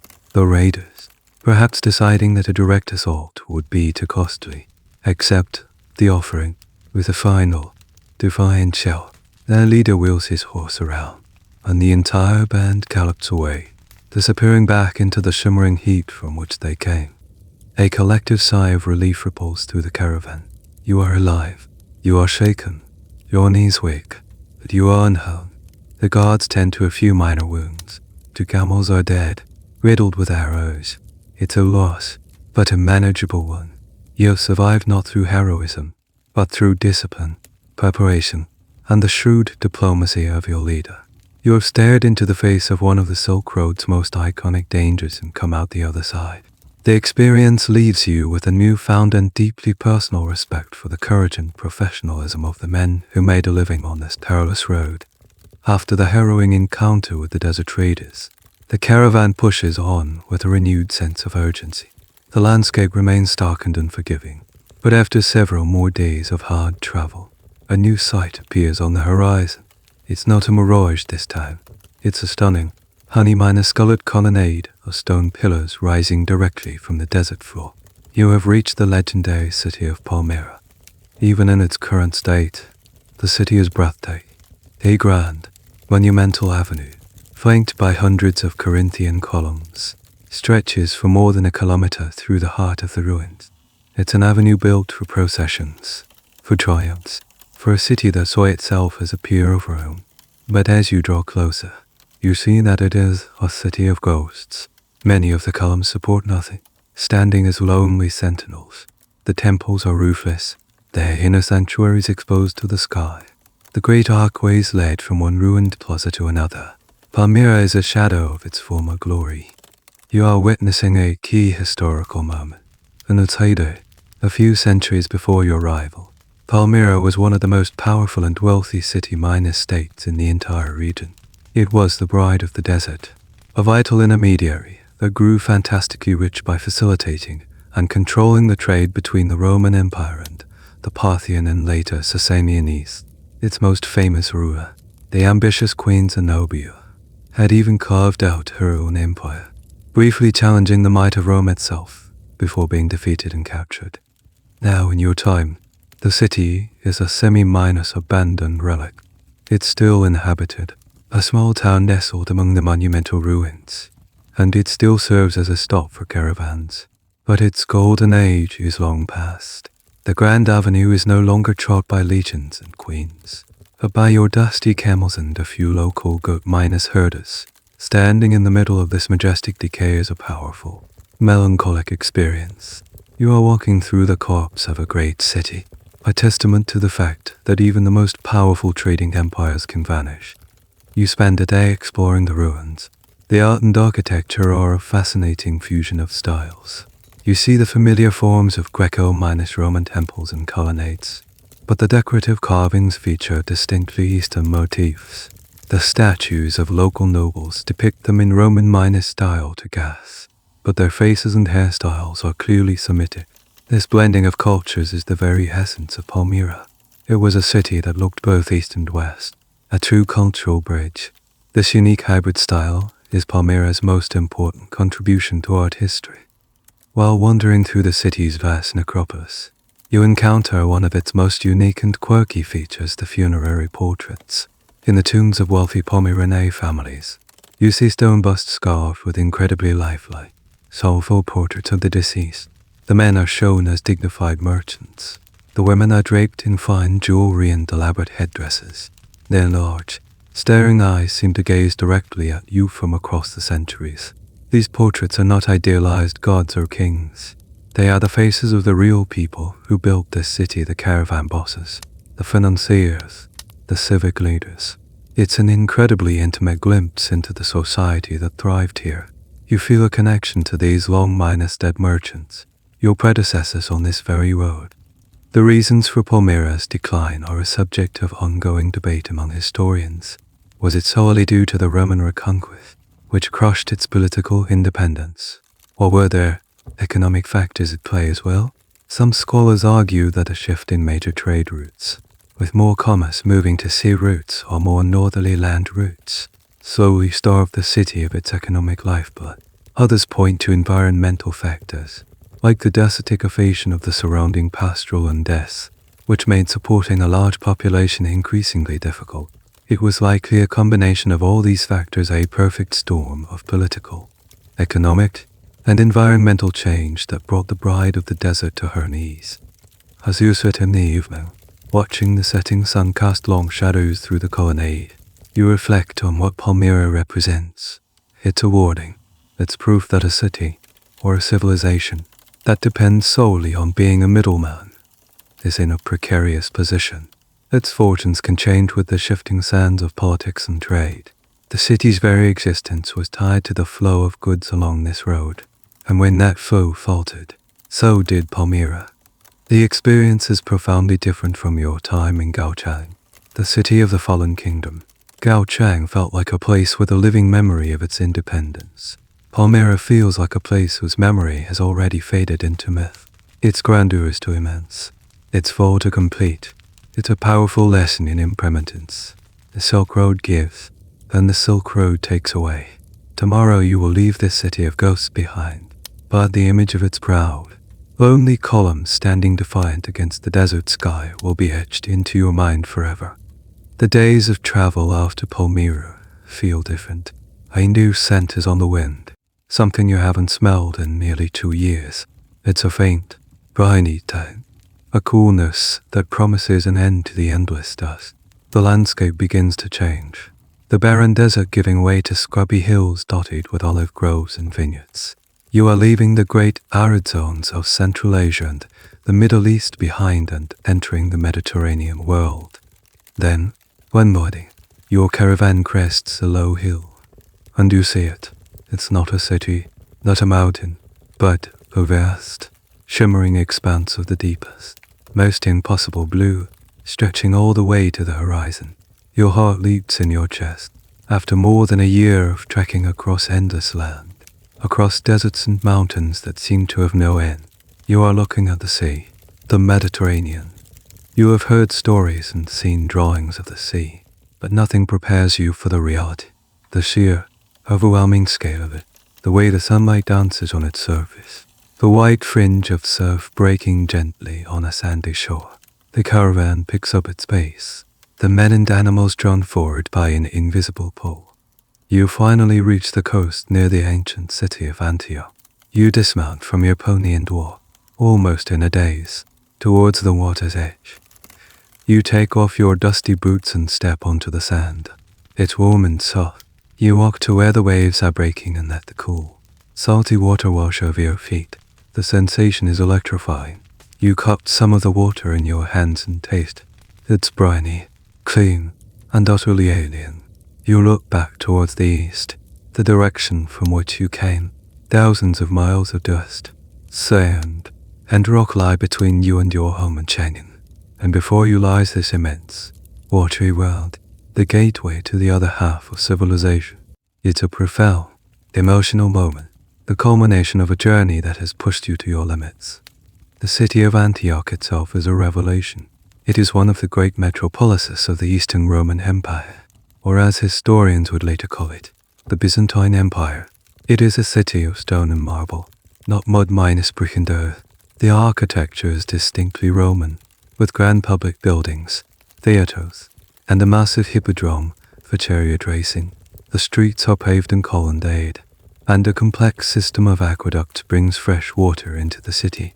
It feels even more grand and permanent than Chang'an, built by an empire that measures its history in centuries. This is a crucial historical point while the Western Roman Empire had fallen. The eastern half, centered on Constantinople, was still very much a vibrant and powerful entity, the direct inheritor of Roman civilization, law, and culture. You and your caravan mates find lodging in a massive, noisy inn near the city's port district of Seleucia Peria.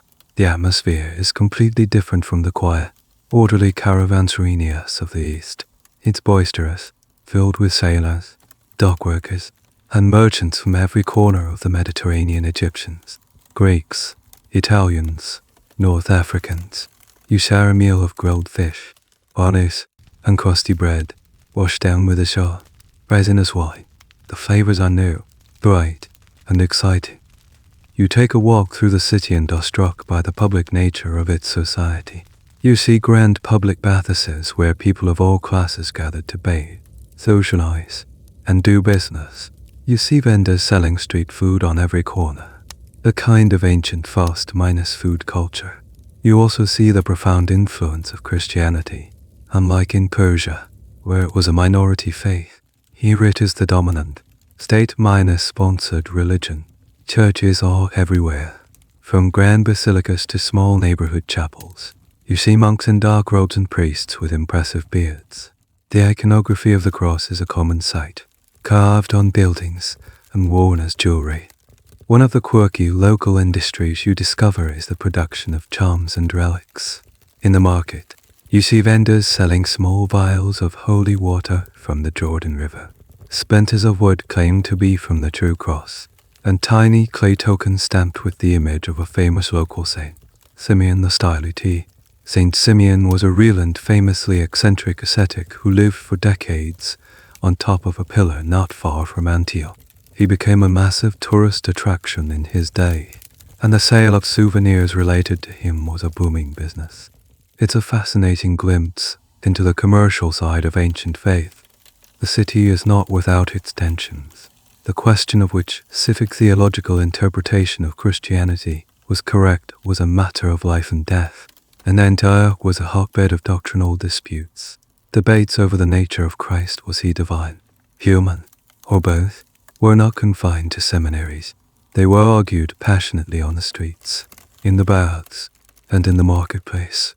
These theological rivalries often spilled over into riots and political unrest, a situation that modern historians, looking at the complex and often esoteric texts, still struggle to fully untangle. The sheer passion that ordinary people invested in these subtle theological distinctions is a defining feature of the era. Standing on a hill overlooking the city at sunset, you watch the light glinting off the distant wine minus dark sea. You have done it. You have crossed the continent. The deserts, the mountains, the endless plains are all behind you. You have walked from the Pacific world to the Mediterranean world, but the journey is not quite over. The silk in your bags is destined for the greatest city of them all, the capital of this new empire, Constantinople. Your final leg will not be on the back of a camel, but on the deck of a ship. You look out at that vast, shimmering expanse of blue and feel a new kind of thrill and a new kind of fear. The time has come to leave the land behind for good. Your goal now is to reach Constantinople, the capital and beating heart of the Byzantine Empire. The overland route is long and plagued by bandits in the mountains of Anatolia. The only logical choice is to go by sea. You sell your sturdy pony and the last of your overland gear. A bittersweet moment that marks the definitive end of one chapter of your life and the beginning of another. You spend your days in the bustling port district of Antioch, Seleucia Pieria, trying to find passage on a ship. The harbor is a forest of masts.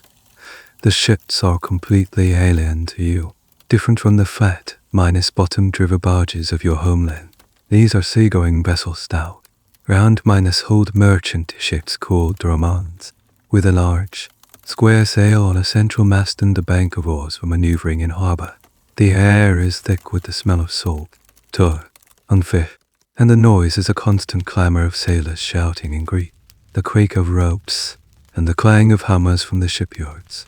Finding a captain willing to take on a passenger is a negotiation as complex as any you conducted in the bazaars of Central Asia. You are no longer judged by the quality of your silk, but by the weight of the silver and gold coins you now carry. You finally strike a deal with the captain of a vessel named the Street, Nicholas, A.G.S. a gruff, bearded Greek from the Aegean Islands, with-skinned and to leather by a lifetime at sea. He agrees to take you to Constantinople for a hefty price, making it clear that you are not a guest, but paying cargo.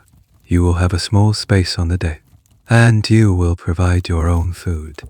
This transaction highlights a key aspect of Roman minus era. A sea travel, there was no dedicated passenger service. Most people traveled, like you, by booking passage on a cargo ship. This meant your travel schedule was entirely dependent on the merchant's itinerary. If he decided to make an unscheduled stop for a week to pick up a cargo of wine, you were stuck there with him. It was a slow and unpredictable way to travel. The day of departure arrives.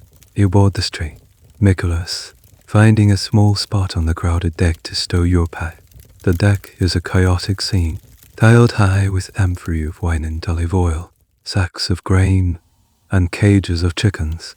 You are sharing this space with a dozen other passengers, a government official on his way back to the capital, a family of pilgrims heading to a famous shrine, and a couple of scruffy miners-looking monks. With a series of shouts and a great groaning of wood, the ship is pushed from the quay. The sailors hoist the huge, heavy sail. It catches the wind with a satisfying thump, and the ship begins to move, slowly at first, then picking up speed as it heads for the open sea. You stand at the rail, watching the coast of Syria recede until it's just a faint, hazy line. For the first time in your life, you are out of sight of land. The feeling is one of profound isolation, vulnerability. You are a tiny speck of wood on an immense, indifferent ocean. Life on board is a mixture of crushing boredom and acute discomfort. The days are monotonous, marked only by the sun's slow arc across the sky. There is nothing to do but watch the waves and listen to the constant creaking groan of the ship's timbers. The nights are cold and damp. You sleep huddled in your cloak, rocked by the gentle swell of the sea. You also discover the grim reality of seas in Skus. The first time the ship hits rough water, your stomach churns, and you spend a miserable few hours retching over the side. The sailors, long accustomed to the motion, find it endlessly amusing. This brings up a quirky detail of ancient seafaring. The Romans had all sorts of folk remedies for seas in Skus, none of which were. Pliny the Elder, the famous Roman naturalist, seriously suggested that the best cure was to drink water that had been boiled with the ashes of a swallow's nest. Thankfully, no one offers you this particular cure. The diet is abysmal. You live on the hardtack biscuits, dried figs, and salty cheese you brought with you. The ship's water, stored in wooden barrels, quickly develops a foul, slimy taste.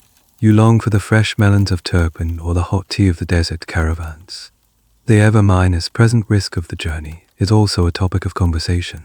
The captain tells stories of sudden, violent storms that can appear with little warning, capable of snapping a mast and swamping a ship in minutes.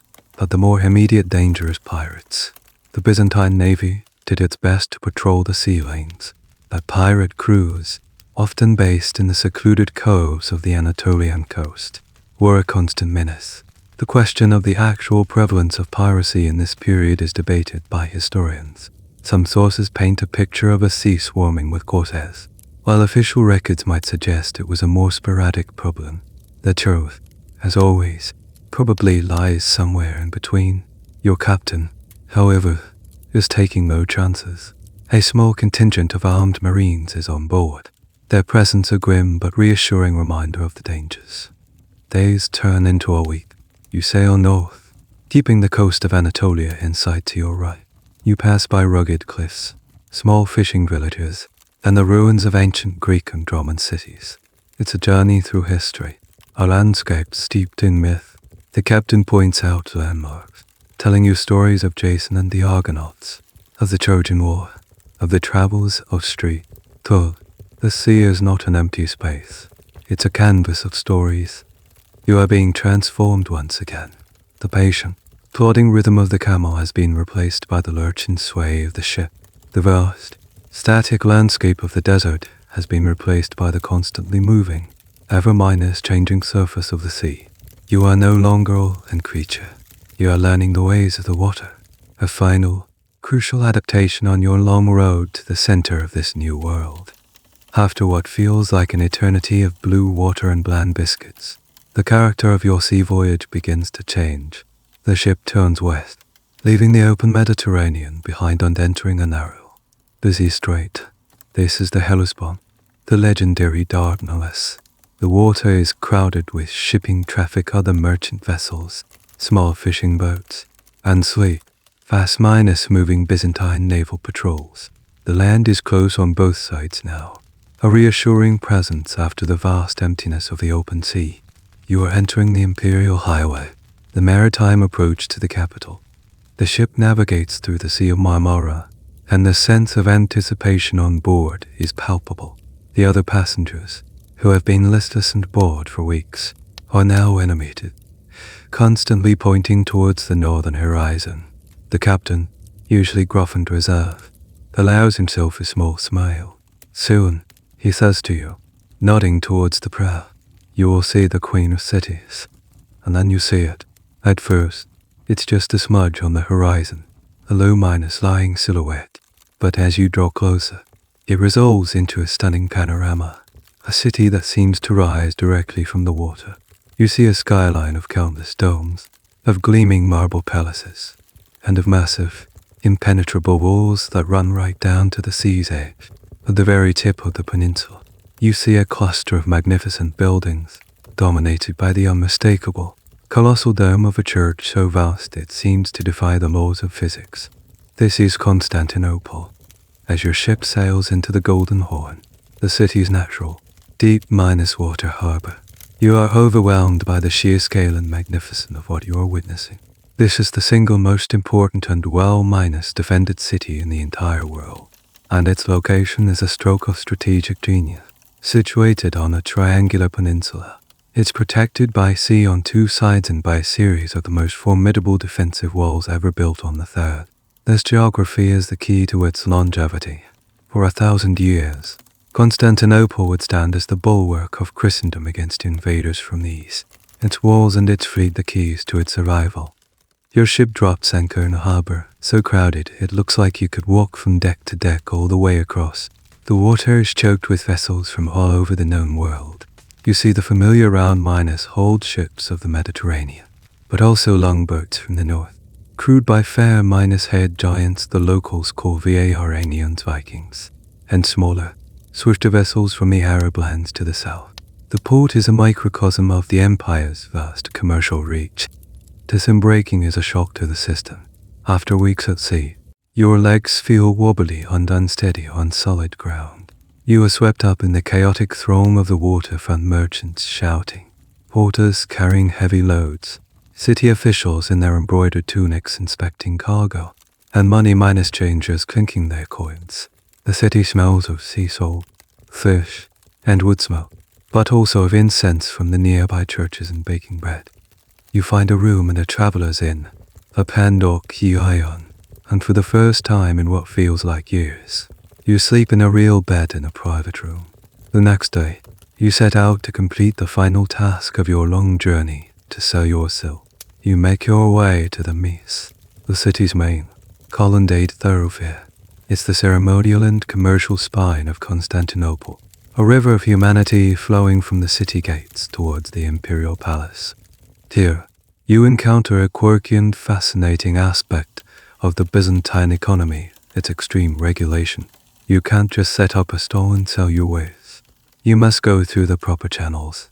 You are directed to a specific courtyard, the designated place for the sale of barbarian i.e. foreign silk.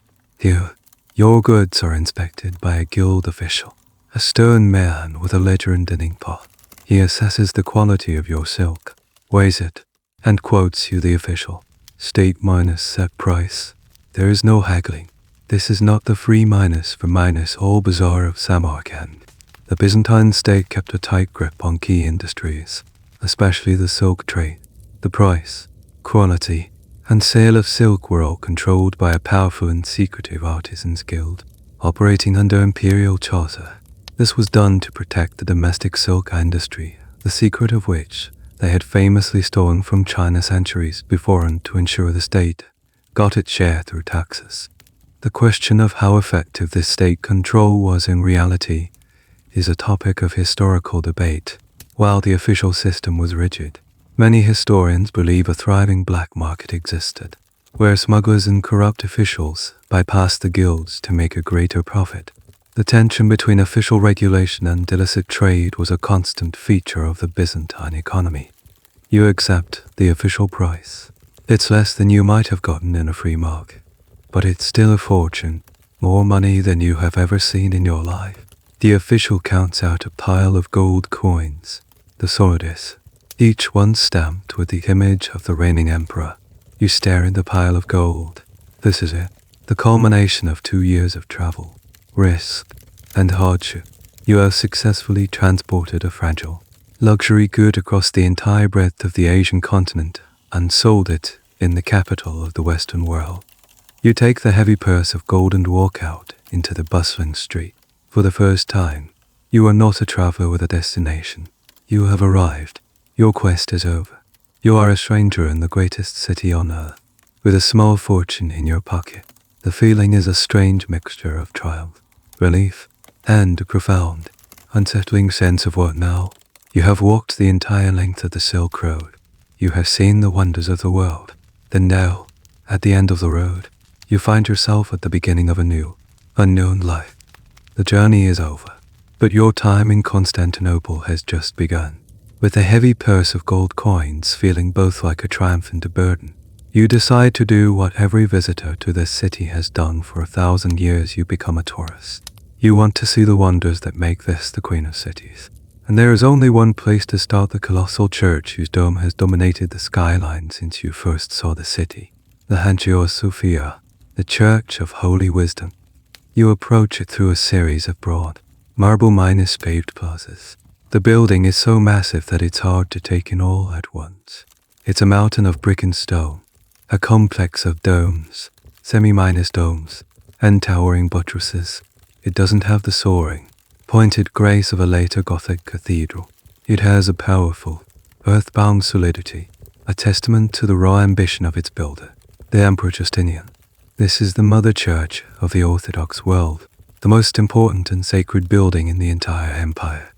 You pass through a set of enormous bronze doors and then to the narthex, a long, relatively low, silenting vestibule. The light is dim, and the walls are covered in shimmering golden mosaics depicting saints and emperors. It's impressive, but it's designed to be a moment of transition, a preparation for what is to come. You take a deep breath and step through another set of doors into the main space of the church. And you stop. You simply stop breathing. The space that opens up before you is unlike anything you have ever imagined. Your eyes are drawn irresistibly upwards to the gigantic central dome. It seems to float, impossibly, high above you, a golden hemisphere suspended in the air with no visible means of support. Light streams in from a ring of 40 windows at the dome's base, making it seem as if it is suspended from heaven by a golden chain. As one contemporary writer put it, the effect is deliberate and overwhelming. This is architecture as theology, designed to give the worshipper a direct, emotional experience of the divine. The scale is immense, but the space doesn't feel oppressive.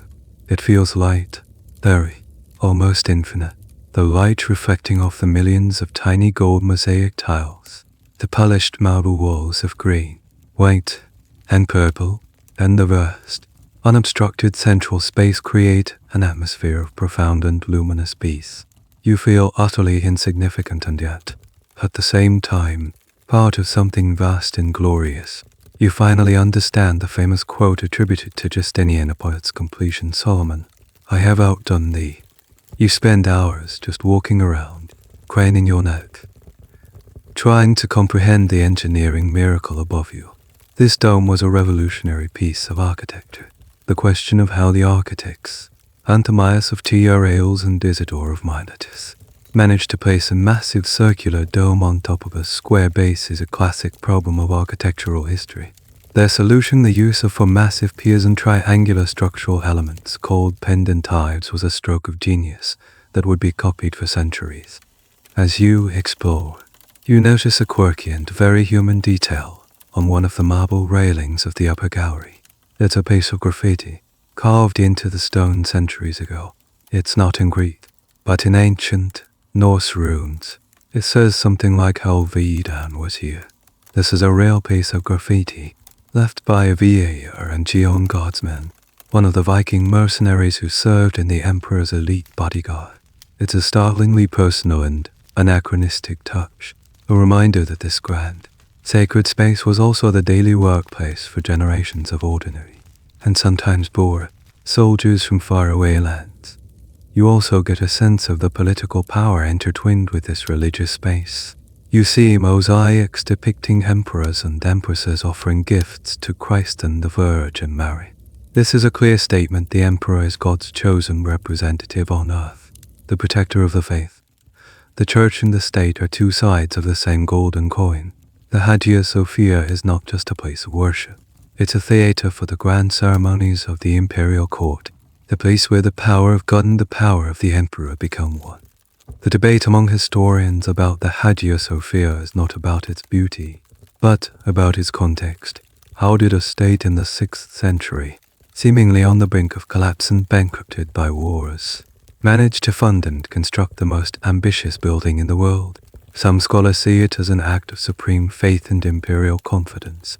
Others see it as a desperate, grandiose gamble by Justinian, a project designed to distract from plague, riots, and political instability, a form of bread and circuses, but with marble and gold instead of bread. The truth is probably a mix of both. You finally walk back out into the bright sunlight of the city, blinking, your mind still reeling. You have seen buildings that were older, like the ruins of Palmyra, and you have seen natural wonders that were vaster, like the Pamir Mountains, but you have never seen anything that so perfectly captured the ambition, the genius, and the soul of a civilization in a single, breathtaking space. The Hagia Sophia is more than just a building. It is the physical manifestation of Constantinople's idea of itself, the center of the universe, the meeting point of heaven and earth.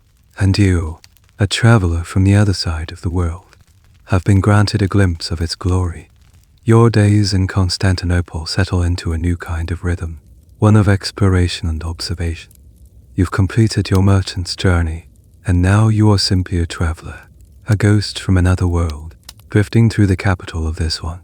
You spend your time wandering the city's endless maze of streets, a silent witness to the daily life of the Byzantines. One day, your wanderings take you to the Hippodrome, the colossal stadium for chariot racing that stands right next to the Imperial Palace complex. Even on an on-race day, it's a hub of activity. It's not just a sports arena. It's the city's primary public square, a place where people gather, gossip, and conduct business. You see street performers, food vendors, and soapbox orators holding forth to small crowds. But what truly defined the Hippodrome were the races themselves. You are lucky enough to be in the city during a festival, and you join the throngs of people pouring into the stadium. The sheer size of the crowd is staggering, tens of thousands of people filling the stone tiers. The atmosphere is electric with anticipation. Chariot racing in Constantinople was not just a sport. It was a passion that bordered on obsession, a core element of Byzantine social and political life. The entire city was divided into factions based on the chariot teams they supported, primarily the Blues Venetoi and the Greens Piaresinoi. This was far more than simple team loyalty. These factions were complex social networks: Tart Sports Club, Park Political Party, and Bar Street Gang. They had their own leaders, their own colors, and their own sections of seating in the Hippodrome. The rivalry was intense and often violent. The emperor himself, seated in his royal box, the Cold Ismar, presides over the games. His presence turns the sporting event into a political one. The crowd doesn't just cheer for their teams. They use the opportunity to shout slogans, acclaim the emperor, or if they are unhappy, to voice their dissent.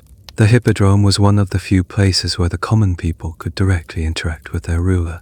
A key historical point is that the cheers or jeers from the Hippodrome were seen as a genuine barometer of public opinion, a voice the emperor ignored at his peril.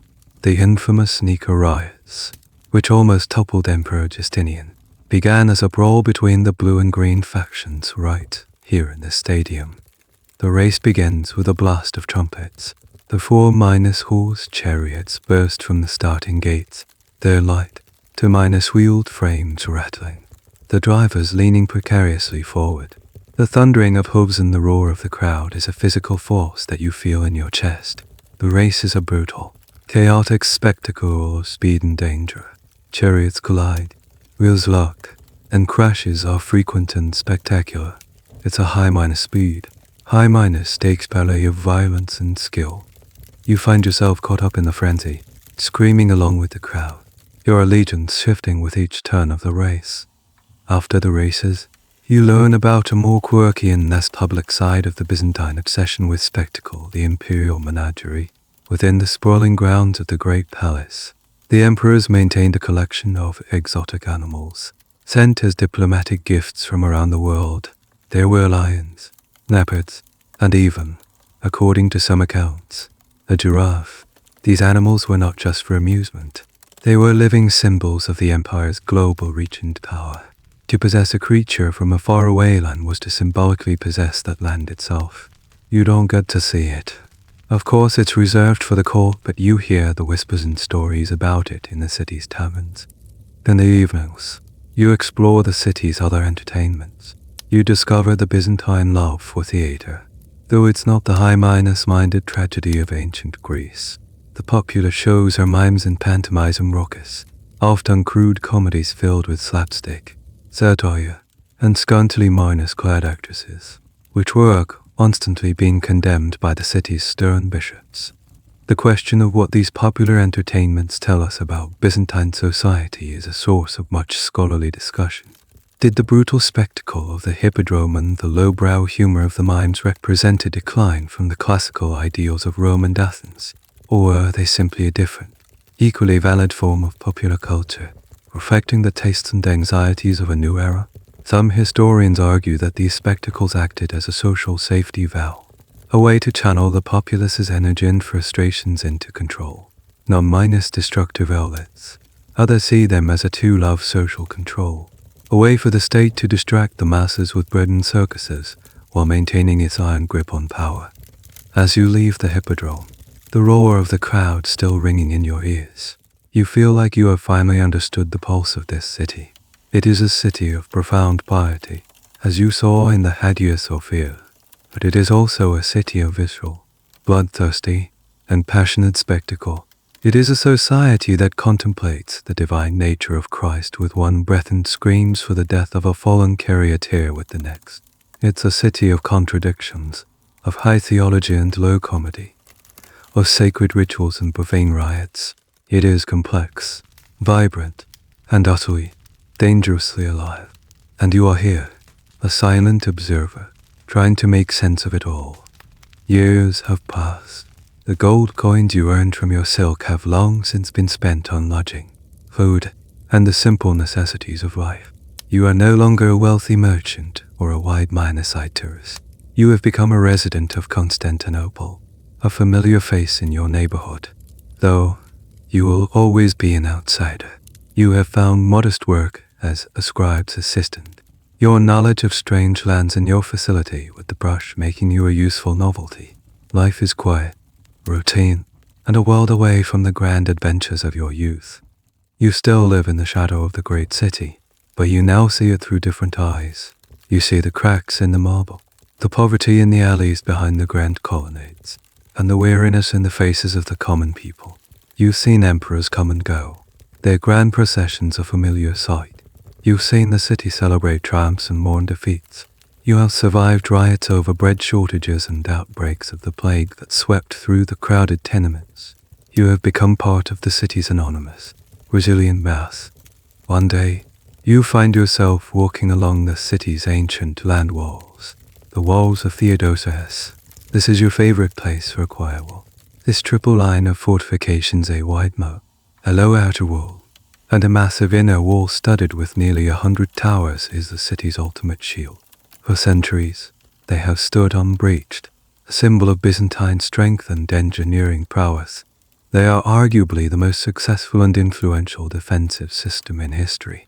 Walking beside them, you feel a sense of security, a feeling of permanence. You climb a set of stone steps to the top of the inner wall, looking out towards the west, the direction of Europe. The countryside is a patchwork of farms and villages. In the distance, you see the road that leads back, eventually, to the world you once knew. You think of your home in Changhan. Is it still there? Are your relatives still alive? You have sent letters, carried by daring merchants, but have never received a reply. You are a man untethered from his past, a ghost in a foreign land. As you look at these immense walls, you reflect on the long journey that brought you here. It was a journey not just across geography, but through a string of civilizations, each one confident in its own permanence. You think of the crumbling earth ramparts of the Great Wall that you men pass, the sun-baked ruins of Gaochang, the lonely columns of Palmyra, and the colossal arch of Casitan. All were seats of power, centers of the world in their time. Now they are memories, footnotes in the long, dusty book of history. This brings you to a quiet, philosophical conclusion. The Silk Road was more than a trade route for you. It was a lesson in impermanence. It taught you that cities, empires, and even gods rise and fall.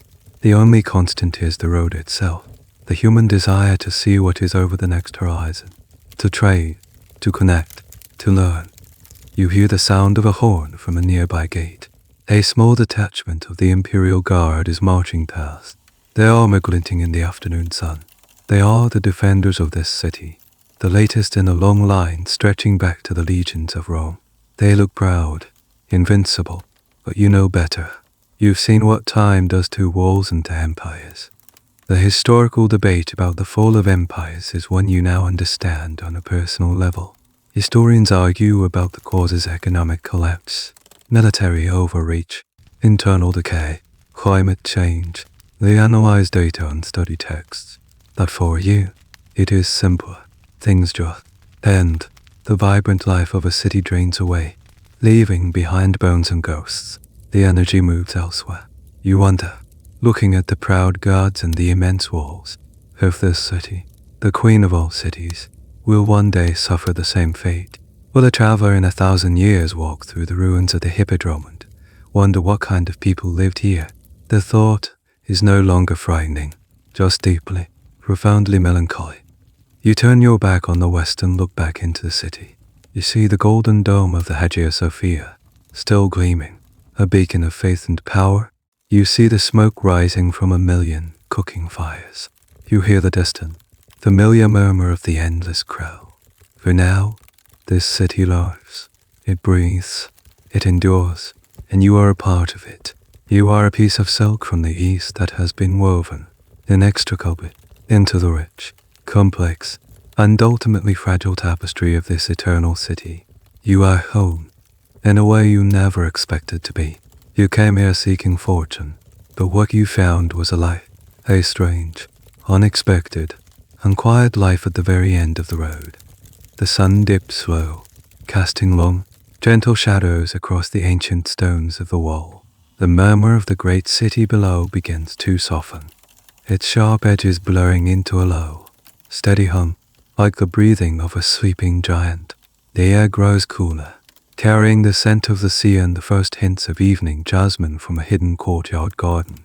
You feel a familiar, peaceful weariness settle into your bones, the pleasant ache of a day lived, of memories revisited. You imagine yourself not here, on this solid world, but drifting. You're a speck of dust on the evening breeze, floating back over the path you once traveled.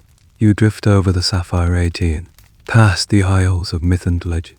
You float over the rugged hills of Anatolia, over the vast, silent deserts where the stars are still fiercely bright. You see the ghost of a caravan, a line of silent camels plodding through the starlight, and you see your younger self, huddled by a tiny fire, dreaming of this very city. You cross the impossibly high peaks of the Pamirs, silent now under their blanket of snow, and sweep down into the vibrant, dreaming cities of Central Asia, their blue domes glowing softly in the moonlight. You continue east, a weightless memory, over the sea of sand, past the lonely watches, until you can almost smell the wood smoke and hear the distant, familiar sounds of your first home. The journey feels peaceful now, its hardships softened by the mists of time. It is no longer a struggle, but a gentle, thawing river, a story that has been told and is now settling into a quiet sleep. You feel the gentle tug of slumber, your thoughts slowing, spiraling downwards into the soft, welcoming darkness. The last thing you see before your eyes close is the first star of evening, appearing in the deep purple sky above the golden dome, a single, perfect point of light, a final, silent beacon at the end of a long, long day.